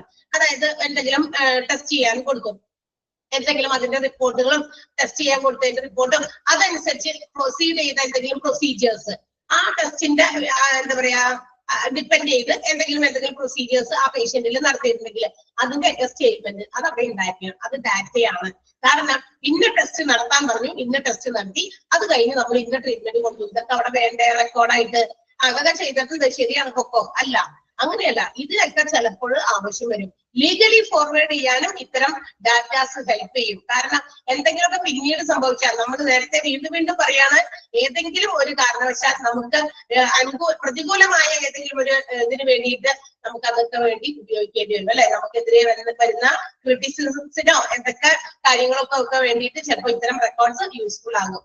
സോ അതൊക്കെ റെക്കോർഡ് ചെയ്ത് വെക്കണം. അപ്പൊ ഏതാണ് ഇതിനകത്ത് ഉൾപ്പെടുന്ന സ്റ്റേറ്റ്മെന്റുകൾ? ഡയഗ്നോസ്റ്റിക്സ് ആൻഡ് പ്രൊസീജിയേഴ്സ്, അതിന്റെയൊക്കെ സ്റ്റേറ്റ്മെന്റ് ഈ അഡ്മിഷൻ ഓർ ഡിസ്ചാർജ് റെക്കോർഡിൽ ഉണ്ടായിരിക്കണം. ആൻഡ് ഈ പറയുന്ന റെക്കോർഡ്സ് അല്ലെങ്കിൽ ഈ സ്റ്റേറ്റ്മെന്റ്സ് എന്തെങ്കിലും ഡയഗ്നോസിസ് ചെയ്യാനുള്ളതോ അല്ലെങ്കിൽ പ്രൊസീജിയേഴ്സ് ചെയ്യുന്നതിന്റെ ഒക്കെ സ്റ്റേറ്റ്മെന്റുകൾ who is liable or who is responsible to keep this, ഇത്തരം ഇൻഫോർമേഷൻസ് സ്റ്റേറ്റ്മെന്റ്സ് തയ്യാറാക്കാൻ ആരാണ് ഉത്തരവാദിത്തപ്പെട്ട ആള്? തീർച്ചയായും അറ്റൻഡിങ് ഫിസിഷ്യൻ തന്നെയാണ്. അതായത് ആ രോഗിയെ നോക്കുന്ന ഡോക്ടർ ആളാണ് ഇത് എന്ത് ടെസ്റ്റിന് കൊടുത്തു, ആ ടെസ്റ്റ് ചെയ്യാൻ പറഞ്ഞ സാധനം എന്താ, അതവിടെ എഴുതി വെച്ചു. അതൊരു സ്റ്റേറ്റ്മെന്റ് എന്ന്, ഒരു പ്രസ്താവന, ഇന്ന സാധനം ടെസ്റ്റ് ചെയ്യൂ എന്ന് പറയുന്നത്. അങ്ങനെയൊന്നുമില്ല, മലയാളത്തിലൊന്നും ചെയ്തില്ല. അവരവരുടേതായ രീതിയിൽ ഷോർട്ടാക്കി ചെയ്തും ഇന്നതാണ്. ഇപ്പൊ എന്തൊക്കെയോ ടെസ്റ്റുകളൊക്കെ ഉണ്ടല്ലോ, ESR ടെസ്റ്റ് ചെയ്തു അല്ലെങ്കിൽ മറ്റേ ടെസ്റ്റ് ചെയ്തു, അങ്ങനെ അതൊക്കെ സ്റ്റേറ്റ്മെന്റിലൂടെ അങ്ങനെ അവിടെ എഴുതി വെക്കും. അത് റെക്കോർഡായിട്ട് മാറും. അതൊരു ഡാറ്റയാണ്, അവരെ സംബന്ധിക്കുന്ന ഒരു ഡാറ്റയാണ്. പിന്നീട് ഇന്ന സാധനമൊക്കെ ടെസ്റ്റ് ചെയ്യാൻ വേണ്ടി എടുത്തു, അല്ലെങ്കിൽ ടെസ്റ്റ് ചെയ്തു, വേറൊന്നും ചെയ്തിട്ടില്ല, അല്ലെങ്കിൽ മറ്റു പ്രൊസീജിയേഴ്സ് ചെയ്തു എന്നുള്ളതൊക്കെ കാണിക്കാൻ വേണ്ടിയിട്ടാണ് ഇതെല്ലാം റെക്കോർഡ് ചെയ്ത് വെക്കുന്നത്. And the attending physician is liable for giving and authenticating the information. ഈ ഇൻഫോർമേഷൻസ് എഴുതി വെക്കാനും അത് അധികാരത്തോടെ ഉപയോഗിക്കാനും ഉള്ളത് അധികാരം ആർക്ക് മാത്രമേ ഉള്ളൂ? അറ്റൻഡിങ് ഫിസിഷ്യന് മാത്രമേ ഉള്ളൂ. ആൻഡ് all these statements, ഈ പറയുന്ന ഡയഗ്നോസ്റ്റിക് ആൻഡ് പ്രൊസീജിയേഴ്സ് ഒക്കെ എഴുതി വെക്കുമ്പോൾ it should be well written. It should be well written. എന്താണ് മീ എന്നുള്ള സാധനം വെട്ടിയേക്കട്ടെ, അവിടെ ഒരു ME എന്ന് പറഞ്ഞ സെന്റൻസിന്റെ ഇടയിൽ കയറി വന്നിട്ടുണ്ട്, അത് ആവശ്യമില്ല. All diagnosis and procedures be well written, അവിടെ ബി ആണ് വരേണ്ടത്. വെൽ റിട്ടൺ ഇൻ ഫുൾ, വളരെ വ്യക്തമായിട്ടും പൂർണ്ണമായിട്ടും എഴുതണം. അപൂർണമായിട്ട് എഴുതാൻ പാടില്ല, കംപ്ലീറ്റ് ആയിട്ട് എഴുതണം. Without using any symbols or abbreviations, അവിടെ സിംബൽസോ അല്ലെങ്കിൽ അബ്രീവിയേഷനോ ഒന്നും ഉപയോഗിക്കാൻ പാടില്ല. കാരണം അതെന്താ, നമ്മൾ പഠിച്ചിട്ടുണ്ടല്ലോ, മെഡിക്കൽ ടെർമിനോളജി എന്ന് പറഞ്ഞൊരു ചാപ്റ്റർ പഠിച്ചല്ലോ. അവിടെ പ്രിഫിക്സുകള്, അതുപോലെ സഫിക്സുകള്, അബ്രീവിയേഷൻസ്, അവർ തമ്മില് ഹോസ്പിറ്റൽസിലെ ഹെൽത്ത് കെയർ ഇൻസ്റ്റിറ്റ്യൂഷൻസിലെ എംപ്ലോയീസ് തമ്മിൽ അങ്ങോട്ടും ഇങ്ങോട്ടൊക്കെ കമ്മ്യൂണിക്കേറ്റ് ചെയ്യാൻ ഷോർട്ട് ഫോംസ് ആയിട്ട് അവർ ഉപയോഗിക്കുന്നതാണ്. Very good, okay, short forms ആയിട്ട് അവർ ഉപയോഗിക്കുന്നതാണ്. പക്ഷേ ഇത് ഇങ്ങനെയുള്ള കാര്യങ്ങളിൽ അത് ഉപയോഗിക്കാൻ പാടില്ല. ഈ ഡയഗ്നോസ്റ്റിക് പ്രൊസീജിയേഴ്സിലൊക്കെ എന്താ പറയാ, റെക്കോർഡാക്കി സൂക്ഷിക്കാൻ വരുമ്പോ അത്തരം അബ്രിവിയേഷൻസോ സിംബൽസോ ഉപയോഗിക്കാൻ പറ്റില്ല. അപ്പൊ ഞാൻ ചോദിക്കട്ടെ, why, what is the reason? എന്തുകൊണ്ട് അങ്ങനെ എഴുതി വെക്കാൻ പറ്റില്ല? ഈ പറയുന്ന റെക്കോർഡൊക്കെ എന്തിനാണ്? സ്വാഭാവികമായിട്ടും എന്തിനാണ് ഇതൊക്കെ? ആഫ്റ്റർവേർഡ്സ് ലോഫുള്ളി ലീഗലി ഇതിന്റെ എന്തെങ്കിലും കാര്യങ്ങളുമായിട്ട് ആരെങ്കിലും ഫോർവേഡ് ചെയ്ത് വന്നു കഴിഞ്ഞാൽ അവർക്ക് പ്രൊഡ്യൂസ് ചെയ്യാൻ വേണ്ടിയിട്ടാ അല്ലെ. So it should be used by any other person who is not inside the hospitals അല്ലെ. തീർച്ചയായിട്ടും ഹോസ്പിറ്റൽസിനകത്തുള്ള ആളുകൾ മാത്രമായിരിക്കില്ല ചിലപ്പോൾ ഇതിന് ഉപയോഗപ്രദമായിട്ട് വരിക, പുറത്തുള്ള ആളുകളായിരിക്കും. ഹോസ്പിറ്റൽസിൽ ബന്ധമില്ലാത്ത ആൾക്കാർ ഹോസ്പിറ്റലിൽ പോയ പരിചയത്തിൽ നമുക്ക് അബ്രിവിയേഷൻ ഒക്കെ നമ്മൾ പഠിച്ചിട്ടുണ്ടോ? ഇല്ല. ഇപ്പൊ നമ്മൾ കുറച്ചെങ്കിലും ഒക്കെ അറിഞ്ഞു. എന്തുകൊണ്ട്? നിങ്ങൾ ഈ ഹോസ്പിറ്റൽ അഡ്മിനിസ്ട്രേഷൻ എന്ന് പറയുന്ന കോഴ്സ് പഠിച്ചതുകൊണ്ട് പറയാം, ആഹാ ഇതൊക്കെ അബ്രിവിയേഷൻ ആണോ, ഈ പ്രിഫിക്സ് ഇതിനോട് കൂടി ചേരുമ്പോ ഈ വേർഡ് വേറൊരു വേർഡായി മാറുമോ? അങ്ങനെയൊക്കെ നമ്മൾ കണ്ടെത്തപ്പെടാം. നമ്മൾ അങ്ങനെ ഒരു ടോപ്പിക് പഠിച്ചതുകൊണ്ട് മാത്രമാണ്. അല്ലെങ്കിൽ നമുക്ക് കിട്ടുമായിരുന്നോ? തീർച്ചയായിട്ടും ഇല്ല. അപ്പൊ ഒരു കോമൺ മാനിനെ കൂടി യൂസ് ചെയ്യുന്ന രീതിയിലാണ് ഇത്തരം സ്റ്റേറ്റ്മെന്റുകൾ ഈ അറ്റൻഡിങ് ഫിസിഷ്യൻ റെക്കോർഡ് ചെയ്ത് വെക്കേണ്ടത്. അതർവൈസ് അത് മറ്റുള്ളവർ യൂസ് ചെയ്യുമ്പോൾ അവർക്കത് മനസ്സിലാവില്ല. പിന്നെ എപ്പോഴും ഇവരോട് വിളിച്ചു ചോദിക്കണം, ഇതെന്താ നിങ്ങൾ എഴുതി വെച്ചിരിക്കുന്നത്? ഒരു പോലീസ് കേസ് ഒക്കെ വന്നിട്ട് അവർക്കത് ആ റെക്കോർഡ് ഒന്ന് നോക്കണം. അപ്പൊ റെക്കോർഡ് നോക്കുമ്പോൾ ഇതിനകത്ത് കുറെ ഷോർട്ട് ഫോംസും അല്ലെങ്കിൽ സിംബൽസും അബ്രിവിയേഷൻസും വെച്ചിരിക്കുകയാണ്.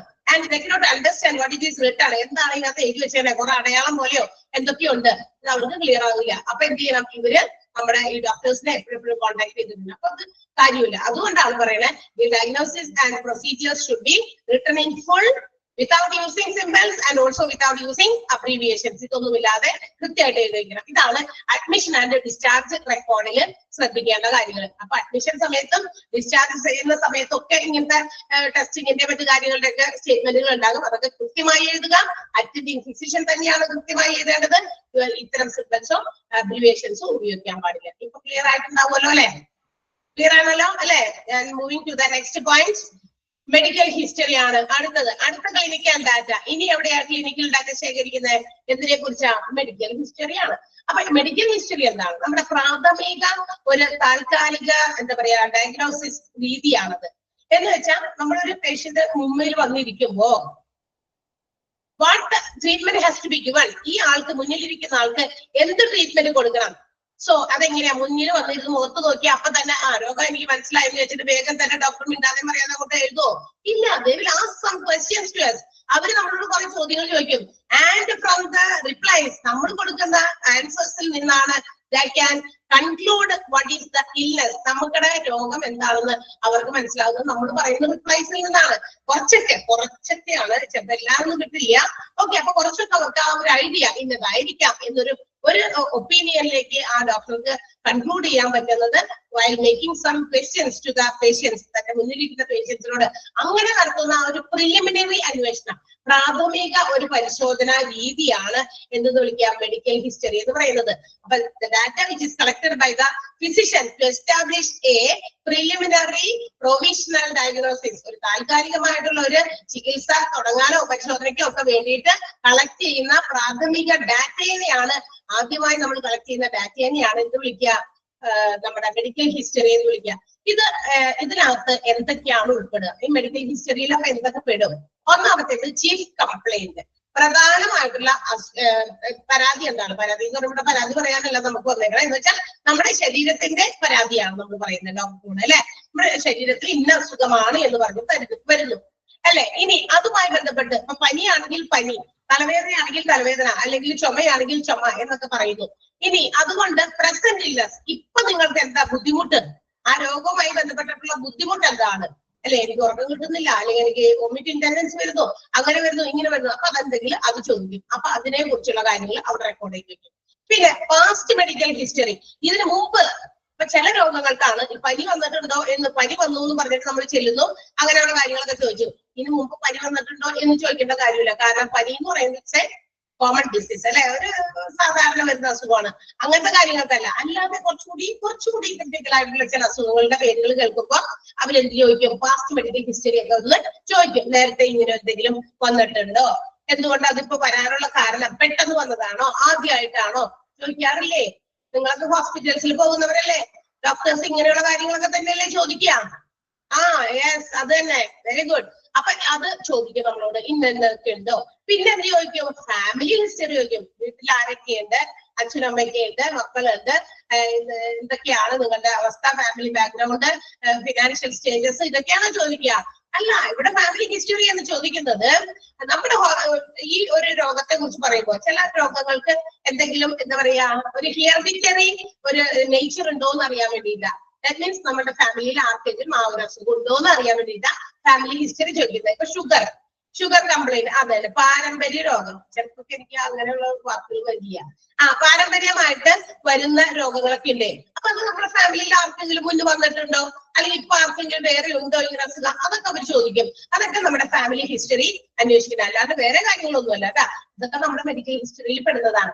And last one is review of system എന്ന് പറയുന്നത്. റിവ്യൂ ഓഫ് സിസ്റ്റം എന്ന് പറയുന്നതും ഒരു മെഡിക്കൽ ഹിസ്റ്ററി ടെക്നിക്കാണ്. നമ്മുടെ മെഡിക്കൽ സംബന്ധമായിട്ടുള്ള കാര്യങ്ങളെ കുറിച്ച് അന്വേഷിച്ചറിയുന്ന ഒരു ടെക്നിക്കാണ്. In which the physician asks a series of questions.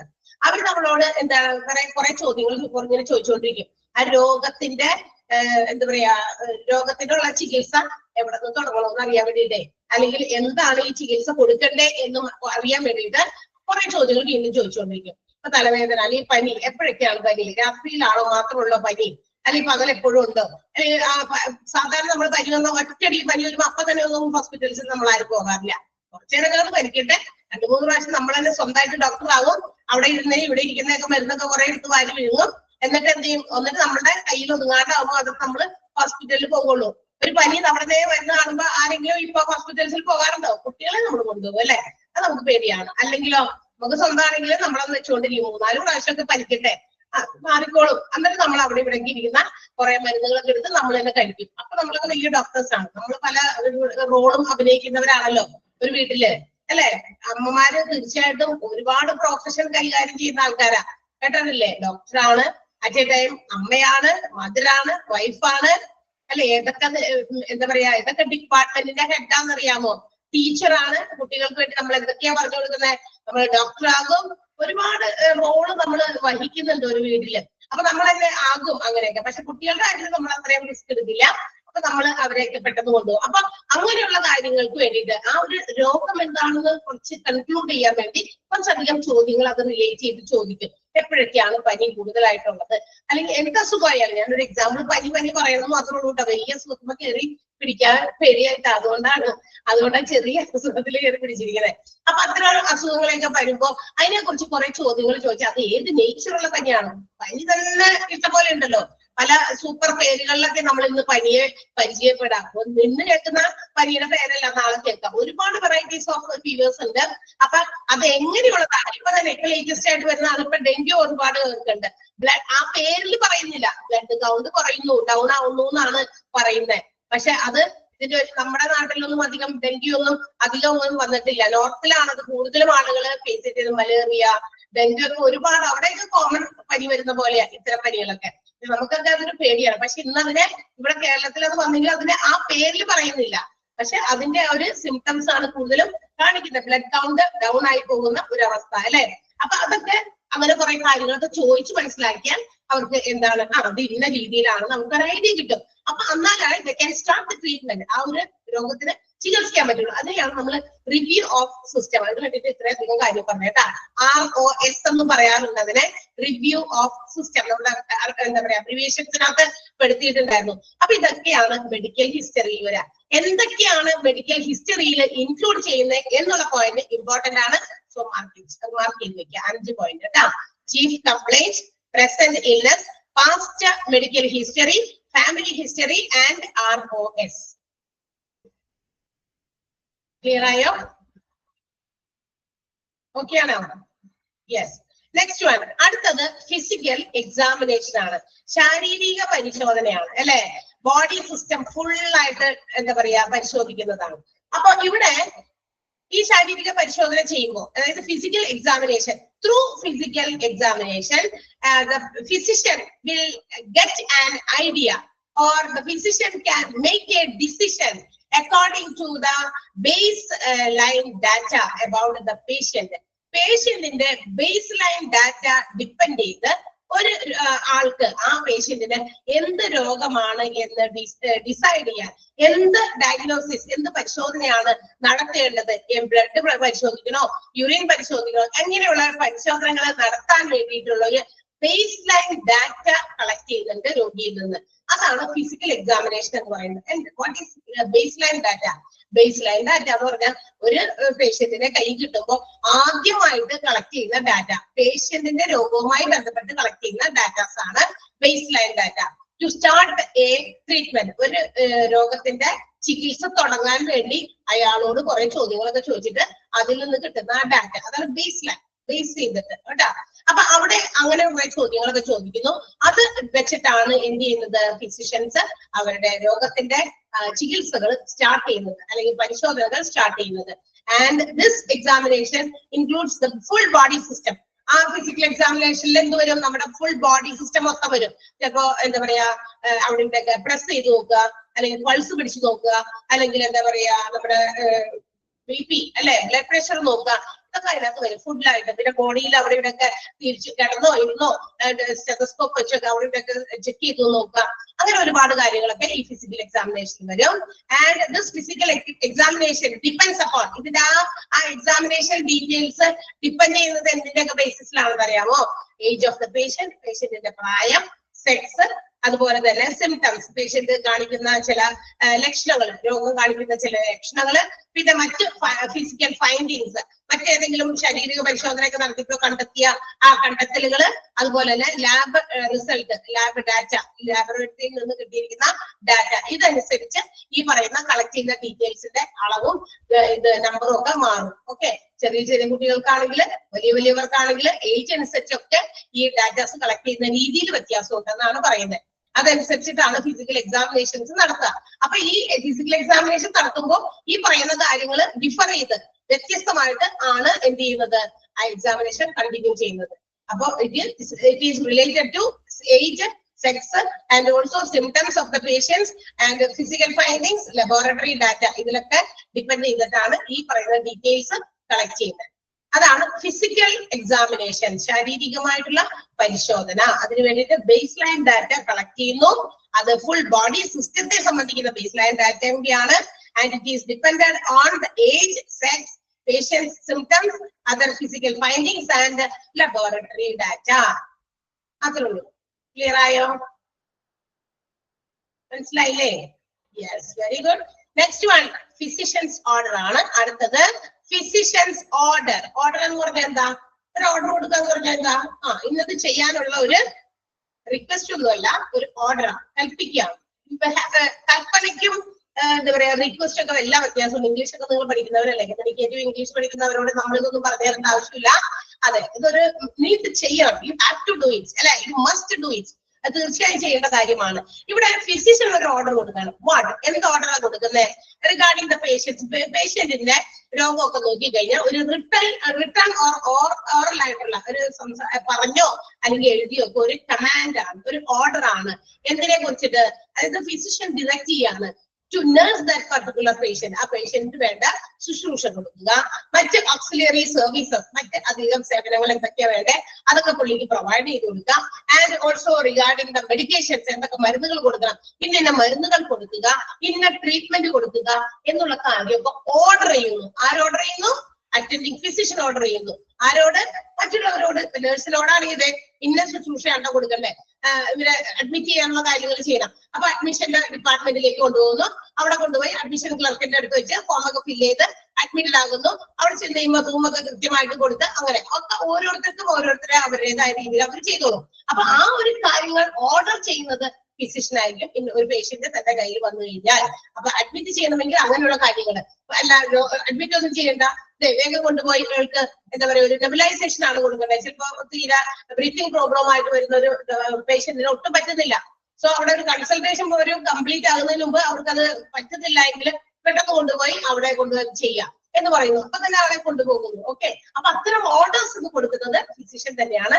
Physicians order will be written or oral. എഴുതിയതാകാം, പറഞ്ഞതാകാം. എഴുതി വെച്ചിട്ടുണ്ടാവും, പറഞ്ഞിട്ടും ഉണ്ടാകും. എഴുതി എന്തായാലും വെക്കും, കാരണം നെബുലൈസ് ചെയ്തു, ഈ പേഷ്യന്റിന് നെബുലൈസേഷൻ പ്രൊവൈഡ് ചെയ്തു, അത് അവിടെ എഴുതി വെച്ചു. എന്നിട്ടാണ് നഴ്സിനെ മറ്റേ ബെല്ലടിക്കുമല്ലോ, ഓടി വരും നഴ്സല്ലേ, അപ്പൊ കൊണ്ടൊക്കെ ഒരു ഇഞ്ചക്ഷൻ കൊടുക്കുക, അല്ലെങ്കിൽ ഇന്നത് ചെയ്യും. അപ്പൊ ഈ പറയുന്ന ഓർഡേഴ്സ് ഒക്കെ പ്രൊവൈഡ് ചെയ്യും. അത് റിട്ടൺ ആകാം, ഓറലാകാം. അത് എന്തിനു വേണ്ടിയിട്ടാ? ടു ഡയറക്റ്റ് നഴ്സിംഗ് ചെയ്യാൻ വേണ്ടിയിട്ടാകാം, പേഷ്യന്റിന് ട്രീറ്റ്മെന്റ് കൊടുക്കാനാകാം, മെഡിക്കേഷൻസ് പ്രൊവൈഡ് ചെയ്യാനാകാം, മറ്റെന്ത് സർവീസസ് പ്രൊവൈഡ് ചെയ്യാനാകാം. അതിനെയാണ് നമ്മൾ ഫിസിഷ്യൻസ് ഓർഡർ എന്ന് വിളിക്കുക. ഫിസിഷ്യൻസ് ഓർഡർ എന്ന് പറയുന്നത് വളരെ ഇമ്പോർട്ടന്റ് ആണ്. ഒന്ന് ബ്രാക്കറ്റിൽ ഇട്ടോ, അണ്ടർലൈൻ ചെയ്തോ, ഹൈലൈറ്റ് ചെയ്തേക്ക് അതിനെ. ഓക്കെ, ക്ലിയർ ആയോ? Progress note, sorry, physicians order clear ആണല്ലോ. Okay, next one progress notes ആണ്. നമ്മൾ നേരത്തെ രണ്ടല്ല ഒന്നാണെന്ന് പറഞ്ഞ ഫിസിഷ്യൻസ് പ്രോഗ്രസ് നോട്ട്. ഫിസിഷ്യൻ തന്നെയാണ് പ്രോഗ്രസ് നോട്ട് തയ്യാറാക്കുന്നത്. അതുകൊണ്ട് ഫിസിഷ്യൻ ഇവിടെ ഇല്ലെങ്കിലും കുഴപ്പമില്ല, ഫിസിഷ്യൻസ് ഉണ്ട്. ഇവിടെ ഇല്ലേ, പോയാവുന്നത്. ഓക്കെ, ഫിസിഷ്യൻസ് പ്രോഗ്രസ് നോട്ട് ആണ് നെക്സ്റ്റ് പോയിന്റ്. ഇനി എന്താണ് ഈ പ്രോഗ്രസ് നോട്ട്? പ്രോഗ്രസ് റിപ്പോർട്ടൊക്കെ കൊടുക്കണോ നമ്മുടെ അഡ്മിറ്റഡ് ആയിട്ടുള്ള പേഷ്യൻസിന്? അല്ല, തീർച്ചയായിട്ടും അഡ്മിറ്റഡ് പേഷ്യൻസിന് തന്നെ വേണ്ടി വരുന്ന ഒരു സംഭവമാണ് ഈ പ്രോഗ്രസ് നോട്ട് എന്ന് പറയുന്നത്. It is related to the patients treatment, illness and response to the treatment and also the status of discharge. ഒരു പേഷ്യന്റിനെ അഡ്മിറ്റ് ചെയ്ത് കഴിഞ്ഞാൽ അഡ്മിറ്റ് ചെയ്യുന്നത് അതുപോലെ തന്നെ പേഷ്യന്റിന്റെ രോഗം, പേഷ്യന്റിന്റെ അഡ്മിഷൻ കഴിഞ്ഞ് മരുന്നൊക്കെ കൊടുത്തു കഴിഞ്ഞപ്പോ ട്രീറ്റ്മെന്റ് ഒക്കെ കൊടുത്തു കഴിഞ്ഞപ്പോ how he or she is responding to it, ആ ട്രീറ്റ്മെന്റിനോട് എങ്ങനെ ആ രോഗി പ്രതികരിക്കുന്നു, അതുപോലെ തന്നെ ഡിസ്ചാർജ് ചെയ്യുന്ന സമയത്തുള്ള ആ പേഷ്യന്റിന്റെ കണ്ടീഷൻ, ഇതൊക്കെ കാണിക്കുന്നതാണ് എന്ത് പ്രോഗ്രസ് നോട്ട് എന്ന് പറയുന്നത്. ഇതെല്ലാം അതിനകത്ത് പെടും. കൊണ്ടുവരുന്ന അതേ അവസ്ഥയിലായിരിക്കില്ല പേഷ്യന്റ് പുറത്തേക്ക് പോകുക. ബിക്കോസ് നമ്മൾ രോഗവുമായിട്ട് വരുമ്പോ ചിലപ്പോൾ നമുക്ക് തീരെ എനിക്കാണോ നടക്കാനോ ഇരിക്കാനോ ഒന്നും വയ്യാത്ത അവസ്ഥയിൽ നമുക്ക് ഹോസ്പിറ്റൽസിലേക്ക് പല സമയത്തും പോയിട്ട് വന്നിട്ടുണ്ടാകാം. പക്ഷെ തിരിച്ചു വരുമ്പോഴും അതേ അവസ്ഥയിൽ തന്നെ പോയി കഴിഞ്ഞാൽ എങ്ങനെയാണ്? പറ്റില്ലല്ലോ അല്ലെ? നമ്മൾ വരുന്നത് എന്താ, നമ്മളെ രോഗം ഇവിടുന്ന് ഭേദമാക്കാൻ പറ്റുമെന്ന് വിചാരിച്ചിട്ടാണ് നമ്മൾ ഹോസ്പിറ്റൽസിലേക്ക് പോകുക. അപ്പൊ അവിടെ നമുക്ക് കെയറിങ്ങും ട്രീറ്റ്മെന്റും ഒക്കെ കിട്ടി നമ്മൾ പുറത്തേക്ക് പോകുമ്പോൾ അതുവരെയുള്ള കാര്യങ്ങളെല്ലാം തന്നെ നോട്ടുകളായിട്ട് ഇങ്ങനെ കുറിച്ച് വെക്കും. എവിടെ വെക്കും? ഡോക്ടേഴ്സ് അത് എഴുതി വെക്കും. അതാണ് പ്രോഗ്രസ് നോട്ട്സ് എന്ന് വിളിക്കുന്നത്. And the attending physician is responsible for completing the progress notes. ഈ പ്രോഗ്രസ് നോട്ട്സ് ആരാ കംപ്ലീറ്റ് ചെയ്യേണ്ടത്? അറ്റൻഡിങ് ഫിസിഷ്യൻ തന്നെയാണ്, വേറെ ആരുമല്ല. കാരണം അഡ്മിറ്റ് ചെയ്യാൻ പറയുന്നത് ഡോക്ടർ. അതുപോലെ തന്നെ ഇടയ്ക്കിടയ്ക്ക് പോയി അഡ്മിറ്റ് ചെയ്ത് കഴിഞ്ഞാൽ എന്ത് ചെയ്യണം? പിന്നെ ആ ഭാഗത്തോട്ട് തിരിഞ്ഞു നോക്കാതിരിക്കാണോ? അല്ല, ഇടയ്ക്കിടയ്ക്ക് റുട്ടീനായിട്ട് കാലത്തും വൈകുന്നേരം റൗണ്ട്സിന് പോയി പേഷ്യൻസിനെ നോക്കുന്നു, പരിശോധിക്കുന്നു. അവർക്ക് ഇനിയും ആ മരുന്ന് കൊണ്ട് തന്നെ അവരുടെ രോഗം ഭേദമാകുന്നുണ്ടോ, അല്ലെങ്കിൽ മറ്റേതെങ്കിലും മരുന്ന് സ്റ്റാർട്ട് ചെയ്യണോ, ഇങ്ങനെയുള്ള ഡിസിഷൻസ് ഒക്കെ എടുക്കണമെങ്കിൽ they have to make regular or routine checkup. Doctors പോയി നടത്തും. എന്നിട്ട് അവരവരുടെ ഇതിൽ കുറിക്കും അല്ലെ, ഇത്ര പ്രോഗ്രസ് വന്നു, ഇന്നലെ വന്നതിനേക്കാളും കുറച്ച് ഭേദമായിട്ടുണ്ട്, ഒരു 10% എന്താ പറയാ രോഗം മാറിയിട്ടുണ്ട്, ഇനി അടുത്തത് നെക്സ്റ്റ് ഡേ വൈകുന്നേരം ഒക്കെ നോക്കും. അങ്ങനെ ആ പ്രോഗ്രസ് ഇങ്ങനെ അവര് അവിടെ റെക്കോർഡ് ചെയ്തുകൊണ്ടിരിക്കും. ഓക്കെ, അതാണ്, അത് ഫിസിഷ്യൻ തന്നെയാണ് ചെയ്യേണ്ടത്. ആൻഡ് അതിനകത്ത് എന്തൊക്കെ ഉൾപ്പെടും? പ്രോഗ്രസ് നോട്ട്സിൽ അഡ്മിഷൻ നോട്ട്, അഡ്മിറ്റ് ചെയ്തപ്പോൾ ഉള്ള condition of the patient, follow up note, ഓരോ ദിവസവും അങ്ങോട്ട് ചെന്ന് ചെക്ക് ചെയ്യുമ്പോൾ അതിൽ വന്നിരിക്കുന്ന മാറ്റം അതും നോട്ടായിട്ട് എഴുതി വെച്ചിട്ടുണ്ടാവും. And the final note at the time of discharge, തീർച്ചയായും ഡിസ്ചാർജ് ചെയ്യുന്ന സമയത്ത് ഫൈനൽ നോട്ടും തയ്യാറാക്കും. Admission note, follow up note, final note, ഇതെല്ലാം ഈ പറയുന്ന പ്രോഗ്രസ് നോട്ടിൽ ഇൻക്ലൂഡ് ചെയ്യുന്നുണ്ട്. ആൻഡ് ഈ അഡ്മിഷൻ നോട്ടിനകത്ത് general condition at the time of admission of a patient, പേഷ്യന്റിനെ അഡ്മിറ്റ് ചെയ്യുന്ന സമയത്ത് പേഷ്യന്റിന്റെ ജനറൽ കണ്ടീഷൻ എന്തായിരുന്നു, അതുപോലെ തന്നെ ആളുടെ history, physical examination, physical information, ഇതെല്ലാം ഈ പറയുന്ന അഡ്മിഷൻ നോട്ടിൽ റെക്കോർഡ് ചെയ്തിട്ടുണ്ടാവും. അതായത് പേഷ്യന്റിനെ കൊണ്ടുവരുന്ന സമയത്ത് എങ്ങനെയായിരുന്നു ശാരീരികമായിട്ടുള്ള പ്രത്യേകത, ചിലപ്പോൾ സ്ട്രെച്ചറിൽ കിടത്തി കൊണ്ടുവന്നോ അല്ലെങ്കിൽ നടന്നു വന്നോ, അല്ലെങ്കിൽ ഇത്രയും പെർസെന്റേജ് മോശം കണ്ടീഷനിലാണ് പേഷ്യന്റ് വന്നത്, ഒക്കെ റെക്കോർഡ് ചെയ്ത് വെക്കും അഡ്മിഷന്റെ സമയത്ത്. കാരണം പോകുമ്പോ ഇങ്ങനെ ആവരുതല്ലോ, പോകുമ്പോ വളരെ ഭംഗി ഓടിപ്പോണം. ഓക്കെ, അപ്പൊ നടത്തിയോ കിടത്തിയോ കൊണ്ടെങ്കിൽ പോകുമ്പോ തിരിച്ചു പോകുമ്പോ നന്നായി ഓടിയെങ്കിലും പേഷ്യന്റ് പോകണമല്ലോ. അതിന് വേണ്ടിയിട്ട് ഇതെല്ലാം റെക്കോർഡ് ചെയ്ത് വെക്കണം. പ്രോഗ്രസ് നോട്ട്സിനകത്ത് ഓൾ ട്രീറ്റ്മെന്റ്സ് പ്രൊവൈഡ്, എന്തൊക്കെ ട്രീറ്റ്മെന്റ് നമ്മൾ ഹോസ്പിറ്റൽസിൽ നിന്ന് പ്രൊവൈഡ് ചെയ്തിട്ടുണ്ടോ, എന്തൊക്കെ പ്രൊസീജിയേഴ്സ് നടത്തിയിട്ടുണ്ടോ, and also patients response to that particular treatment, ഓരോ ട്രീറ്റ്മെന്റിനോടും പേഷ്യന്റിന്റെ പ്രതികരണം, പേഷ്യന്റിന്റെ ആ ശരീരം എങ്ങനെ പ്രതികരിക്കുന്നു, ഇതെല്ലാം പ്രോഗ്രസ് നോട്ടിൽ ഉൾപ്പെടും. അപ്പൊ ഒരുപാട് കാര്യങ്ങൾ പ്രോഗ്രസ് നോട്ടിൽ വരുന്നുണ്ട് കേട്ടോ.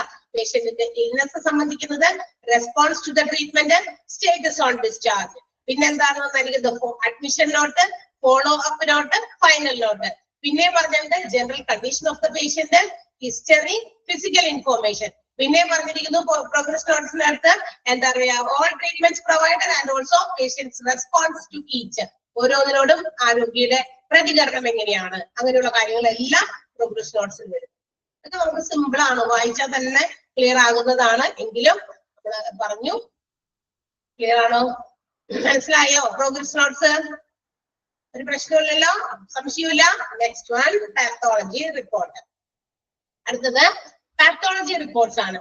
If some tissues are taken out from our body or expelled or removed from our body for through any surgery or procedures or making any examinations, that means pathological analysis. ഇതാണ് പാത്തോളജിയുടെ റിപ്പോർട്ടിൽ വരിക. അതായത് നമ്മുടെ ശരീരത്തിന്റെ അകത്ത് നിന്ന് എന്തെങ്കിലും ടിഷ്യൂ, എന്തെങ്കിലും ശരീരത്തിന്റെ ചില കലകളൊക്കെ എടുത്തിട്ട് പുറത്ത് കൊണ്ടുപോയി വെച്ച് ടെസ്റ്റുകൾക്ക് വിധേയമാക്കേണ്ടതുണ്ടായിരിക്കും. പാത്തോളജിക്കൽ അനാലിസിസ്, പഠന വിധേയമാക്കി രോഗം എന്താണെന്ന് കൺഫേം ചെയ്യേണ്ടി വരും. അങ്ങനെയുള്ള കാര്യങ്ങൾക്കൊക്കെ ഉണ്ടെങ്കിൽ അതിനും റിപ്പോർട്ട് ഉണ്ട്. അതാണ് പാത്തോളജി റിപ്പോർട്ട്. ഉദാഹരണം അവിടെ ബയോപ്സി ആണ് ഇവിടെ ഉദ്ദേശിച്ചേക്കണേ. ബയോപ്സി പോലെയുള്ള കാര്യങ്ങൾക്ക് നമുക്ക് ശരീരത്തിനകത്ത് തന്നെ വെച്ചിട്ട് അത് ടെസ്റ്റ് ചെയ്യാൻ പറ്റില്ല. ഇങ്ങനെ ചില എന്താ പറയാ ഈ ചില ടിഷ്യൂസിലൊക്കെ ചില അബ്നോർമൽ ഗ്രോത്ത് ഉണ്ടാവുമല്ലോ, അല്ലെ, ഇങ്ങനെ മുഴകളൊക്കെ ആയിട്ട് ട്യൂമേഴ്സ് ആയിട്ട്. എല്ലാ ട്യൂമേഴ്സും ക്യാൻസർ ആകണമെന്ന് നിർബന്ധമില്ല. ക്യാൻസറസ് ആയിട്ടുള്ള ട്യൂമേഴ്സും ഉണ്ട്. അപ്പൊ അത് മനസ്സിലാക്കണം. അപ്പൊ അതെങ്ങനെ മനസ്സിലാക്കുക? സ്കാനിങ്ങിലൂടെ ഇങ്ങനെ മുഴയൊക്കെ ഉണ്ടെന്ന് മനസ്സിലായി, അത് എടുക്കണം അവിടുന്ന്, സർജറിയിലൂടെ മറ്റു പ്രൊസീജിയേഴ്സിലൂടെ അത് അവിടുന്ന് റിമൂവ് ചെയ്തെടുക്കണം. എക്സ്റേ ചെയ്തെടുത്തതിന് ശേഷം അത് എന്ത് ചെയ്യണം? പുറത്ത് കൊണ്ടുപോയി എവിടെയാണോ അത് ടെസ്റ്റ് ചെയ്യുന്ന ആ പ്രൊസീജിയേഴ്സ് നടത്തി, and it will be A report. അതിന് വേറെ റിപ്പോർട്ട് ഉണ്ടായിരിക്കും. ചിലപ്പോൾ ക്യാൻസർ പോസിറ്റീവ് ആണെന്നുള്ള റിപ്പോർട്ട് ആയിരിക്കാം, നെഗറ്റീവ് ആണെന്നുള്ള റിപ്പോർട്ട് ആയിരിക്കാം. അതൊക്കെ ഉണ്ടായിരിക്കണം അവിടെ. അല്ല, അന്ന് പറഞ്ഞു അത് പോസിറ്റീവ് ആണെന്ന് പറഞ്ഞു, പക്ഷെ അതിന് മറ്റേ ട്രീറ്റ്മെന്റ് ഒന്നും എടുക്കാൻ പേഷ്യന്റ് വന്നില്ല. ഇവിടെ നമ്മൾ പോസിറ്റീവ് ആണെന്ന് എഴുതി വെച്ച റിപ്പോർട്ട് ഉണ്ട്. അല്ലെങ്കിൽ പറയും അന്ന് പരിശോധിച്ചപ്പോൾ ഡോക്ടർ പറഞ്ഞേ കുഴപ്പമൊന്നുമില്ല എന്നാണോ പറഞ്ഞേ? പറയുന്നതല്ലല്ലോ, എഴുതി വെച്ചത് റിപ്പോർട്ടാണ്, അതൊരു പ്രൂഫാണ്. അപ്പൊ അതവിടെ റെക്കോർഡ്സ് ആയിട്ട് തന്നെ വേണം. അങ്ങനെയുള്ള കാര്യങ്ങൾക്കൊക്കെ തീർച്ചയായിട്ടും റിപ്പോർട്ട് ഉണ്ട്. അതാണ് പെത്തോളജി റിപ്പോർട്ട് കേട്ടോ. അത് മൈക്രോസ്കോപ്പിക് സ്റ്റഡി നടത്തിയോ മാക്രോസ്കോപ്പിക് ഡിസ്ക്രിപ്ഷനിലൂടെയോ ടിഷ്യൂ എടുക്കുന്നു, റിമൂവ് ചെയ്യുന്നു from the patient's body during the time of surgery or procedure, and it is supplied for pathological analysis. Pathological analysis ന് വിധേയമാക്കുന്നു, പഠിച്ച് അതിൽ നിന്ന് അതിന്റെ റിസൾട്ട് പാത്തോളജി റിപ്പോർട്ട് ആക്കി വെക്കും. ക്ലിയർ ആണോ? Yes. And the next one radiology report. ഇതും മറ്റൊരു റിപ്പോർട്ടാണ്. എക്സ്റേ എടുക്കാറുണ്ട് അല്ലെ, മറ്റ് scanning procedures, radioactive scanning, thermography, xerography and ultrasonography, ഇതൊക്കെ റേഡിയോളജി റിപ്പോർട്ടിൽ വരുന്നതാണ്. ഇങ്ങനെയൊക്കെയുള്ള കാര്യങ്ങൾക്ക് പേഷ്യന്റുകളെ വിധേയമാക്കിയിട്ടുണ്ടെങ്കിൽ അതൊക്കെ അവിടെ റിപ്പോർട്ടാക്കി വെക്കണം. ഇന്ന പേഷ്യന്റ്, ആ പേഷ്യന്റിന് ഇന്ന കാര്യങ്ങളൊക്കെ ചെയ്തു, അതവിടെ റിപ്പോർട്ടായിട്ട് എഴുതി വെക്കണം. അത് പിന്നീട് ഇതുപോലെ തന്നെ ഫ്യൂച്ചർ പർപ്പസിനാണ് ഡാറ്റാസ് കളക്ട് ചെയ്ത് വെക്കുന്നത്. അതൊരു കാര്യം നമ്മൾ മനസ്സിലാക്കുക. അപ്പൊ ഒരു ഡാറ്റ പോലും എന്ത് ചെയ്യാൻ പാടില്ല? മിസ്സായി പോകാൻ പാടില്ല. ഇൻഫോർമേറ്റീവ് ആകുന്ന പല ഡാറ്റാസും വളരെ കൃത്യമായിട്ട് പ്രിഫറൻഷ്യലായിട്ട് നമ്മൾ സൂക്ഷിക്കേണ്ടതാണ്. അതൊന്നും കൈമോശം ഒന്നും പോകാൻ പാടില്ല. അപ്പൊ അങ്ങനെയുള്ളത്. അപ്പൊ x-ray, radioactive scanning, thermography, സീറോഗ്രഫി. സീറോഗ്രഫി എന്ന് പറഞ്ഞാൽ ഡോക്യുമെന്റ് സ്കാനിങ്ങിനാ വരുന്നതാണ്. ഡോക്യുമെന്റുകളൊക്കെ സ്കാൻ ചെയ്തിട്ടൊക്കെ. അതുപോലെ തന്നെ അൾട്രാസോണോഗ്രഫി, അൾട്രാസൗണ്ട്, അത് മറ്റേ നമ്മൾ പഠിച്ചിട്ടുണ്ടല്ലോ കളർ ഡോപ്ലർ എന്ന് പറയുന്നത്, അതൊക്കെ ആ രീതിയിൽ അതൊക്കെ ഒരു തരത്തിലുള്ള സ്കാനിങ് പ്രൊസീജിയേഴ്സ് ആണ്. നമ്മുടെ രോഗം കണ്ടുപിടിക്കാനുള്ള ചില രീതികളാണ് അതൊക്കെ. അപ്പൊ ഇതൊക്കെ റേഡിയോളജി ഡിപ്പാർട്ട്മെന്റിലാണ്. നമുക്കറിയാം റേഡിയോളജി എന്ന് പറയുന്ന ഡയഗ്നോസ്റ്റിക് ഡിപ്പാർട്ട്മെന്റ് ആണ്. രോഗത്തെ കണ്ടുപിടിക്കുന്നതിന് വേണ്ടിയിട്ടുള്ള ടെസ്റ്റിംഗ് നടത്തുന്ന ഒരു രീതി അല്ലെ. മറ്റേത് നമ്മുടെ ശരീരത്തിൽ നിന്ന്, ബോഡിയിൽ നിന്ന് ബ്ലഡോ ബോഡി ഫ്ലൂയിഡുകളോ ഒക്കെ എടുത്ത് പുറത്ത് ലാബിൽ വെച്ച് ലബോറട്ടറി ടെസ്റ്റ് നടത്തും. അതല്ല, ഇത് ശരീരത്തിനകത്തോട്ടാണ് ഈ റേസ് കടത്തിവിട്ടിട്ട് മറ്റൊരു ഡയഗ്നോസ്റ്റിക് രീതിയാണ് നമ്മൾ പഠിച്ചിട്ടുണ്ട്. അതൊക്കെ ഡിപ്പാർട്ട്മെന്റ് ഓഫ് ഹോസ്പിറ്റൽസിനകത്ത്. ഓക്കെ, ആ ഒരു പോയിന്റ് വളരെ ഇമ്പോർട്ടന്റ് ആണ്, ഒന്ന് അണ്ടർലൈൻ ചെയ്ത് വെക്കുക കേട്ടാ. എന്തൊക്കെയാണ് റേഡിയോളജി റിപ്പോർട്ട്സിൽ ഇൻക്ലൂഡ് ചെയ്യുന്നത്? X-ray, radioactive scanning, thermography, xerography and ultrasonography. Mark ചെയ്ത് വെക്കാം, അണ്ടർലൈൻ ചെയ്ത് വെക്കാം.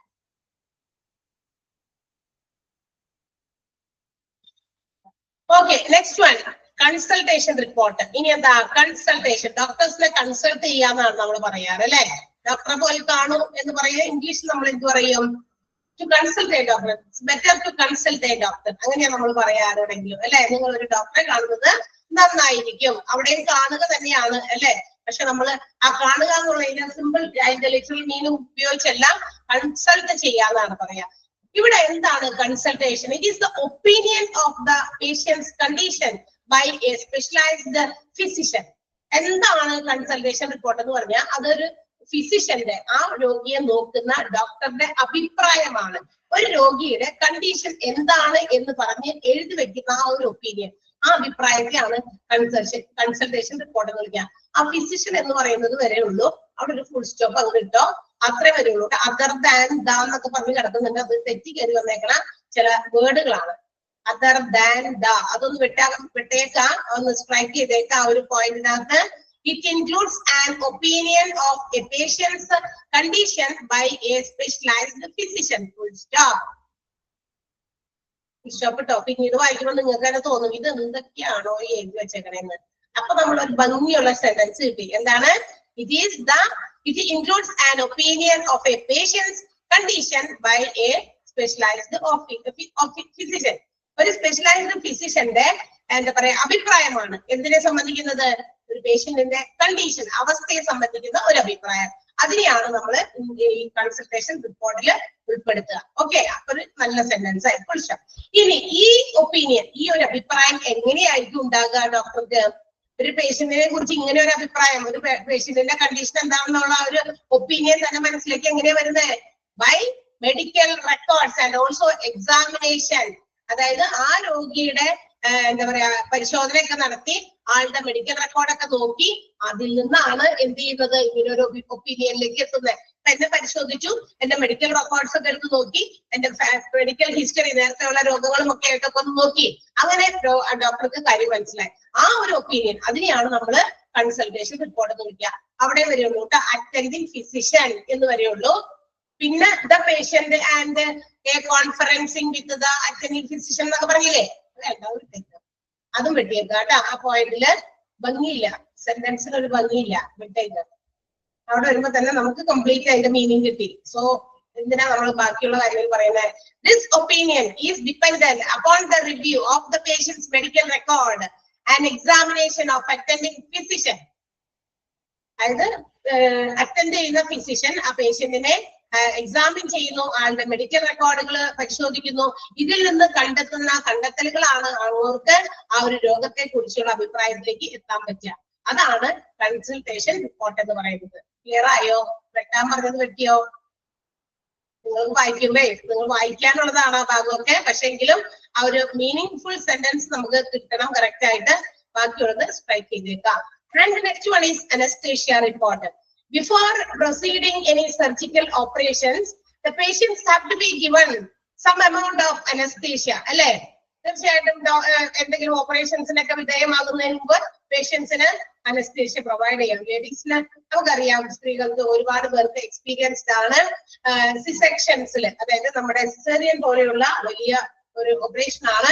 അതില് നമുക്ക് അനസ്തേഷ്യ തരുന്നതിന് മുമ്പ് നമ്മുടെ കൺസെന്റ് ഒക്കെ വാങ്ങിക്കും, അനസ്തേഷ്യ പ്രൊവൈഡ് ചെയ്യാണ്, നമുക്ക് എന്താ പറയാ ഓപ്പറേറ്റ് ചെയ്ത് കുട്ടിയെടുക്കണം എന്നുള്ള കാര്യങ്ങളൊക്കെ ഇൻസ്ട്രക്ട് ചെയ്യുന്ന സമയത്ത് നമുക്ക് അനസ്തേഷ്യ തരും. പക്ഷെ അത് തരുന്നതിന് മുമ്പ് നമ്മളത് എന്താ പറയാ ചില കാര്യങ്ങളൊക്കെ അവര് അതിനെ കുറിച്ചിട്ടൊക്കെ കുറച്ച് തീരുമാനങ്ങളുണ്ട്, അതൊക്കെ റെക്കോർഡ് ചെയ്ത് വെക്കണം. തീരുമാനം എടുക്കുക മാത്രമല്ല, അതൊക്കെ റെക്കോർഡ് ചെയ്ത് വെക്കണം. എത്ര എമൗണ്ട് ഓഫ് അനസ്തേഷ്യ കോൺസെൻട്രേഷൻ ആണ് കൊടുത്തത്, ഏത് അളവിലാണ് കൊടുത്തത്, അതിന്റെ ടൈം, ആ ഒരു അനസ്തേഷ്യ കൊടുത്തതും അത് കഴിഞ്ഞിട്ട് ആ രോഗിക്ക് അൺകോൺഷ്യസ് ആകാൻ എടുക്കുന്ന സമയം, ആൻഡ് അതിന്റെ എഫക്ട് എന്താണ്, ഇതൊക്കെ കറക്റ്റ് ആയിട്ട് റെക്കോർഡ് ചെയ്ത് വെക്കണം. അല്ലെങ്കിൽ പിന്നീട് അതിനുശേഷം ഉണ്ടാകുന്ന ഏതെങ്കിലും തരത്തിലുള്ള ബുദ്ധിമുട്ടുകൾക്ക്, പ്രശ്നങ്ങൾക്ക് നമ്മൾ ഉത്തരം പറയേണ്ടി വരും. ആര്? മെഡിക്കൽ ഫീൽഡുകാര്, ഹോസ്പിറ്റൽസുകാര്, ചിലപ്പോൾ ഡോക്ടർ അല്ലെങ്കിൽ അതിന്റെ ബന്ധപ്പെട്ട ആളുകളൊക്കെ അതിന് ഉത്തരം നൽകേണ്ടി വരും. അത്തരം കോംപ്ലിക്കേഷൻസും അത്തരം പ്രശ്നങ്ങളിലേക്ക് പോകാതിരിക്കാൻ ഓൾ ദ തിങ്സ്, ഈ അനസ്തേഷ്യ കൊടുക്കുന്നതും എത്ര കൊടുത്തു, എത്ര സമയം എടുത്തു രോഗി അതിൽ നിന്ന് അൺകോൺഷ്യസ് ആകാൻ, അതിന്റെ ഇഫക്ട് എപ്പോഴാണ് വന്നത്, ഇങ്ങനെയുള്ള കാര്യങ്ങൾ should be recorded. And also ഈ അനസ്തേഷ്യ പ്രൊവൈഡ് ചെയ്യുന്ന agent, anaesthetic agent should also record. അതിനകത്ത് പുള്ളിക്കാരിത്തി അല്ലെങ്കിൽ പുള്ളിക്കാരൻ ആരാണോ അവരത് റെക്കോർഡ് ചെയ്യണം. എന്ത്? ഡ്യൂറേഷൻ, ഇഫക്റ്റ്, ഈ അനസ്തേഷ്യയുടെ കൊടുത്ത ഡ്യൂറേഷനും അതിന്റെ ഇഫക്റ്റും, പിന്നെ മാത്രമല്ല പേഷ്യന്റിന്റെ ടെമ്പറേച്ചർ ലെവല്, പിന്നെ pulse rate, respiration level, blood pressure, ഇതൊക്കെ ഒന്ന് മോണിറ്റർ ചെയ്ത് അതും റെക്കോർഡ് ചെയ്ത് വെക്കണം. അതായത് ഇന്ന് ഈ അനസ്തേഷ്യ പ്രൊവൈഡ് ചെയ്യുന്നതിന് മുമ്പ് എന്തൊക്കെ ഉണ്ടായിരുന്നു, ഇവരുടെ ഈ പറയുന്ന ലെവലൊക്കെ എത്രത്തോളം ആയിരുന്നു, പ്രൊവൈഡ് ചെയ്ത് കഴിഞ്ഞപ്പോ ഇനി എന്തെങ്കിലും മാറ്റം ഉണ്ടോ, ഇത് രണ്ടും തമ്മിൽ എന്തെങ്കിലും വേരിയേഷൻസ് ഒക്കെ ഉണ്ടെങ്കിൽ ചിലപ്പോൾ ബുദ്ധിമുട്ടൊക്കെ വരാൻ സാധ്യതയുണ്ടേ. അപ്പൊ ഇതൊക്കെ റെക്കോർഡ് ചെയ്ത് വെച്ചാൽ അതൊക്കെ ഒരു റിപ്പോർട്ടായിട്ട് അവിടെ ഇരുന്നോളും, അതർവൈസ് അല്ലെങ്കിൽ ബുദ്ധിമുട്ടായിരിക്കും. അപ്പൊ അനസ്തേഷ്യ റിപ്പോർട്ടിനകത്ത് ഉൾപ്പെടുന്നത് എന്തൊക്കെയാണ്? The amount, the technique used to executing, ഏത് രീതിയിലുള്ള അനസ്തേഷ്യ കൊടുക്കണേ, എങ്ങനെയാ അതൊക്കെ കൊടുക്കണ്ടേ. പല രീതിയിൽ അനസ്തേഷ്യ കൊടുക്കുന്നുണ്ടേ അല്ലെ? സി സെക്ഷൻസിൽ കൊടുക്കുന്ന അനസ്തേഷ്യ പോലെ അല്ല, അതാണെന്ന് തോന്നുന്നത് ഏറ്റവും വലിയ അനസ്തേഷ്യ എന്ന് പറഞ്ഞു കേട്ടിട്ടുണ്ട്. I have no experience, so എനിക്കറിയില്ല. അത് ഭയങ്കര പെയിൻഫുള്ളും ആണ്, ഭയങ്കര ഒരു പ്രത്യേക രീതിയിൽ അത് കൊടുക്കുക അല്ലെ, നമ്മുടെ ബാക്ക് ബോണ്ട് അവിടെ എത്തിയാണ് കൊടുക്കുക. അപ്പൊ അതുകൊണ്ട് നമുക്കറിയാം, നമ്മുടെ സാധാരണ ഒരു മാംസമുള്ള സ്ഥലത്തൊക്കെ തന്നെ നമ്മൾക്ക് ഇഞ്ചക്ഷൻ നല്ല സുഖമുണ്ടെന്ന് വിദിശ. അപ്പൊ മാംസമുള്ള സ്ഥലത്ത് തന്നെ കുത്തുമ്പോൾ തന്നെ നമുക്ക് എന്ത് വേദന അല്ലെ, അതും ഒരു ചെറുത്. ഇതാകുമ്പോ ഭയങ്കര ഡോസ് കൂടിയ മെഡിസിൻ ആണ്, അനസ്തേഷ്യ ആണ് ഇതിനകത്തുള്ളത്. അപ്പൊ അതും തന്നെയല്ല, നമ്മുടെ ബാക്ക് ബോണ്ട് അവിടേക്ക് ഇങ്ങനെ കുത്തുമ്പോ അത് നമുക്കറിയാം അവിടെ മാംസം കൂടി ഇല്ല, അതിനകത്തേക്കാണ് തുളച്ച് കയറണേന്ന് നമുക്കറിയാലോ. അപ്പൊ അത്രയും ഇഫക്റ്റീവ് ആക്കാൻ വേണ്ടിയിട്ടാണ്. കാരണം അതൊരു റീജിയണൽ അനസ്തേഷ്യ ആണ്. നമ്മൾ പഠിച്ചിട്ടുണ്ടല്ലോ, അല്ലെ, റീജിയണൽ അനസ്തേഷ്യ ആണത്. അപ്പൊ ഒരു നമ്മുടെ ഒരു specific portion of the body becomes numb അല്ലെ, ആ ഒരു ഭാഗം മുഴുവനായിട്ട് നമ്മുടെ എന്തുവായി പോകും, ഇങ്ങനെ നമ്പായി പോകും, മരവിച്ചു പോകും. അപ്പൊ നമുക്ക് എന്താ പറയാ, കാര്യങ്ങളൊക്കെ എന്തൊക്കെ അവിടെ നടക്കേണ്ടത് മനസ്സിലാകും, പക്ഷെ പെയിൻ ഫീൽ ചെയ്യുന്നില്ല എന്നുള്ളതാണ്. അപ്പൊ അത് അങ്ങനെ ആക്കണമെങ്കിൽ, ആ ഒരു ഭാഗത്തെ മുഴുവൻ അങ്ങനെ ആക്കണമെങ്കിൽ ഡോസ് ഉള്ള അനസ്തേഷ്യ തന്നെയാണ് പ്രൊവൈഡ് ചെയ്യുന്നത്. അപ്പൊ അത് ഏത് രീതിയിൽ കൊടുക്കുന്നു അനസ്തേഷ്യാസ്, ഏത് ഡ്യൂറേഷനിലേക്കാണ്, എത്ര സമയം അത് എന്താ പറയാ ഫലിക്കാനായിട്ട്, ആ ഒരു ഇതിന് എഫക്ട് വരാനായിട്ട് എടുക്കും. അതുപോലെ തന്നെ ബോഡി ടെമ്പറേച്ചർ, ആ പേഷ്യന്റിന്റെ pulse rate, respiratory rate, blood pressure, ഇതൊക്കെ മോണിറ്റർ ചെയ്തുകൊണ്ടിരിക്കണം. ഇടയ്ക്ക് കൊടുക്കുന്നതിന് മുമ്പ് പിൻപൊക്കെ എടുക്കുന്നത് നല്ലതായിരിക്കും. ഓക്കെ, ക്ലിയർ ആയോ? അനസ്തേഷ്യ റിപ്പോർട്ട് മനസ്സിലായോ? യെസ്. ആൻഡ് അപ്പൊ അനസ്തേഷ്യ നമ്മൾ പറഞ്ഞല്ലോ, ഇനി നമുക്ക് ഓപ്പറേഷനിലേക്ക് പോകാം. ഓക്കെ, അനസ്തേഷ്യ ഒക്കെ കൊടുത്തതാണ്. അപ്പൊ ഇവിടെ അനസ്തേഷ്യ കൊടുത്തിട്ടാണ് സർജറി പ്രൊസീജിയേഴ്സ് കണ്ടിന്യൂ ചെയ്യുന്നത് അല്ലെങ്കിൽ എക്സിക്യൂട്ട് ചെയ്യുന്നത്. ഇറ്റ് ഇൻക്ലൂഡ്സ്, നമുക്കറിയാം ഒരു സർജറി നടത്തുമ്പോൾ വെരി നെസസറി, സർജറിക്ക് മുമ്പ് consent of the patient necessary ആണ് അല്ലെ, നമ്മൾ സമ്മതം മേടിക്കണം. അപ്പൊ കൺസെന്റ് ഫോർ സർജറി മാത്രമല്ല, അനസ്തേഷ്യ കൊടുക്കുന്നതിന് മുമ്പ് അതിന്റെയും കൺസെന്റ് വഹിക്കേണ്ടി വരും. Pre anaesthesia, anaesthesia, post anaesthesia റിപ്പോർട്ടുകളെല്ലാം തന്നെ റെക്കോർഡ് ചെയ്ത്, ഓപ്പറേഷൻസ് റെക്കോർഡും റിപ്പോർട്ടൊക്കെ കൃത്യമായിട്ട് എഴുതി വെക്കണം. അനസ്തേഷ്യ കൊടുക്കുന്നതിന് മുമ്പുള്ള കാര്യങ്ങള്, അനസ്തേഷ്യ പ്രൊവൈഡ് ചെയ്ത് കഴിഞ്ഞിട്ടുള്ള കാര്യങ്ങൾ, അതാണ് പോസ്റ്റ് അനസ്തേഷ്യ എന്ന് പറയുന്നത്. അത് കഴിഞ്ഞിട്ടുള്ള റിപ്പോർട്ടും ഒക്കെ എന്ത് ചെയ്യണം, സർജറിക്ക് മുമ്പ് റെക്കോർഡ് ചെയ്ത് വെക്കണം. അതുപോലെ തന്നെ കൺസെന്റ്, സമ്മതം ഒക്കെ എഴുതി വെക്കണം.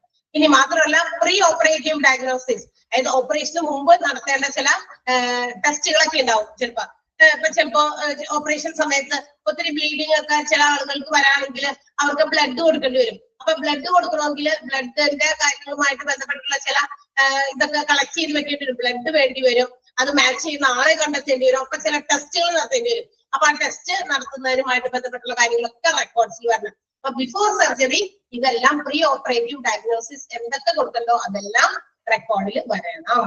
ഓക്കെ, ആൻഡ് ഇതിനകത്ത് എന്തൊക്കെ നമ്മൾ അബ്നോർമൽ ആയിട്ടോ നോർമൽ ആയിട്ടോ എന്തൊക്കെ കാര്യങ്ങൾ ഓരോ ഓർഗൻസിലും ഉണ്ട് നമ്മുടെ ഓപ്പറേറ്റ് ചെയ്യുന്ന സമയത്ത്, ആ രോഗിയുടെ അവയവങ്ങൾക്ക് എന്തെങ്കിലും തരത്തിലുള്ള അബ്നോർമൽ ആയിട്ടുള്ളതോ അല്ലെങ്കിൽ നോർമൽ ആയിട്ടുള്ളതോ എന്തെങ്കിലും കാര്യങ്ങൾ നമ്മൾ ഡിറ്റക്ട് ചെയ്താൽ, എന്തെങ്കിലും കാര്യങ്ങൾ നമ്മൾ കണ്ടെത്തിയിട്ടുണ്ടെങ്കിൽ ഓപ്പറേഷൻ നടത്തുന്ന സമയത്തൊക്കെ ചിലപ്പോൾ എന്തെങ്കിലും കണ്ടെത്തും അതിനുള്ളിൽ, അപ്പൊ തന്നെ അതൊക്കെ റെക്കോർഡ് ചെയ്യാനായിട്ട്. ഇപ്പൊ ഡോക്ടർമാരൊക്കെ അവിടെ നിന്ന് ഓപ്പറേഷൻസ് ചെയ്യുന്നുണ്ടെങ്കിൽ ചില ആളുകൾ ചിലതൊക്കെ റെക്കോർഡ് ചെയ്യുന്നത് നമുക്ക് കാണാം.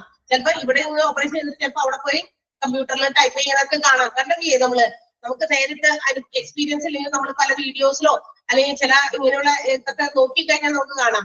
സിനിമയിലും ഒക്കെ കണ്ടിട്ടുണ്ടായിരിക്കും.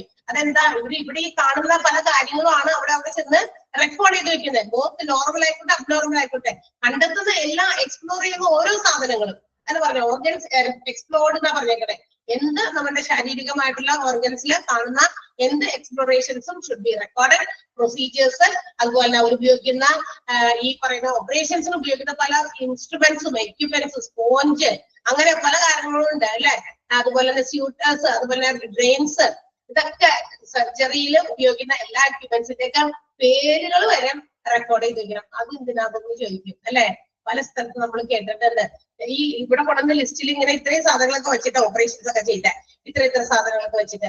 പക്ഷെ ഓപ്പറേഷൻ ചെയ്ത് കഴിയുമ്പോൾ ചിലപ്പോൾ ഏതെങ്കിലും മിസ്സിംഗ് ആണെങ്കിൽ ഓപ്പറേറ്റ് ചെയ്ത് ആ ആളുടെ ഉള്ളിലേക്ക് അത് പോയാലോ, അങ്ങനെ ഒരുപാട് കേസസ് ഒക്കെ നമ്മള് എപ്പോഴെങ്കിലും ഒക്കെ കേട്ടിട്ടുണ്ടായിരിക്കും. എവിടെയെങ്കിലും ഒക്കെ കേട്ടിട്ടില്ലേ നിങ്ങളും അല്ലെ. അത് കഴിഞ്ഞപ്പോ പിന്നീട് രണ്ടാമത് വീണ്ടും ഒന്നും കൂടി ഓപ്പറേറ്റ് ചെയ്ത് ആ സാധനം പുറത്തെടുത്തു, കാണാണ്ട് പോയി. കണ്ടെത്തി നോക്കി കഴിഞ്ഞപ്പോ എവിടെയായിരിക്കും, ഇതകത്തായിരിക്കും അല്ലെ. അപ്പൊ അങ്ങനെയൊക്കെ വരാൻ സാധ്യതയുണ്ട്. ഞാൻ പറഞ്ഞില്ലേ, ഇതെല്ലാം ചെയ്യുന്നത് അപ്പോൾ എല്ലാം ചെയ്യുന്ന മനുഷ്യനാണ്. മനുഷ്യൻ എന്ന് പറയുന്നത് എന്താണെന്നറിയോ, എല്ലാ വികാരങ്ങൾക്കും പെട്ടെന്ന് അവരുടെ എന്താ പറയാ മനസ്സിൽ കൂടി പെട്ടെന്ന് അത് റിഫ്ലക്ട് ചെയ്യുന്ന ഒരേ ഒരു ജീവി ഉണ്ടെങ്കിൽ അത് മനുഷ്യനാണ്.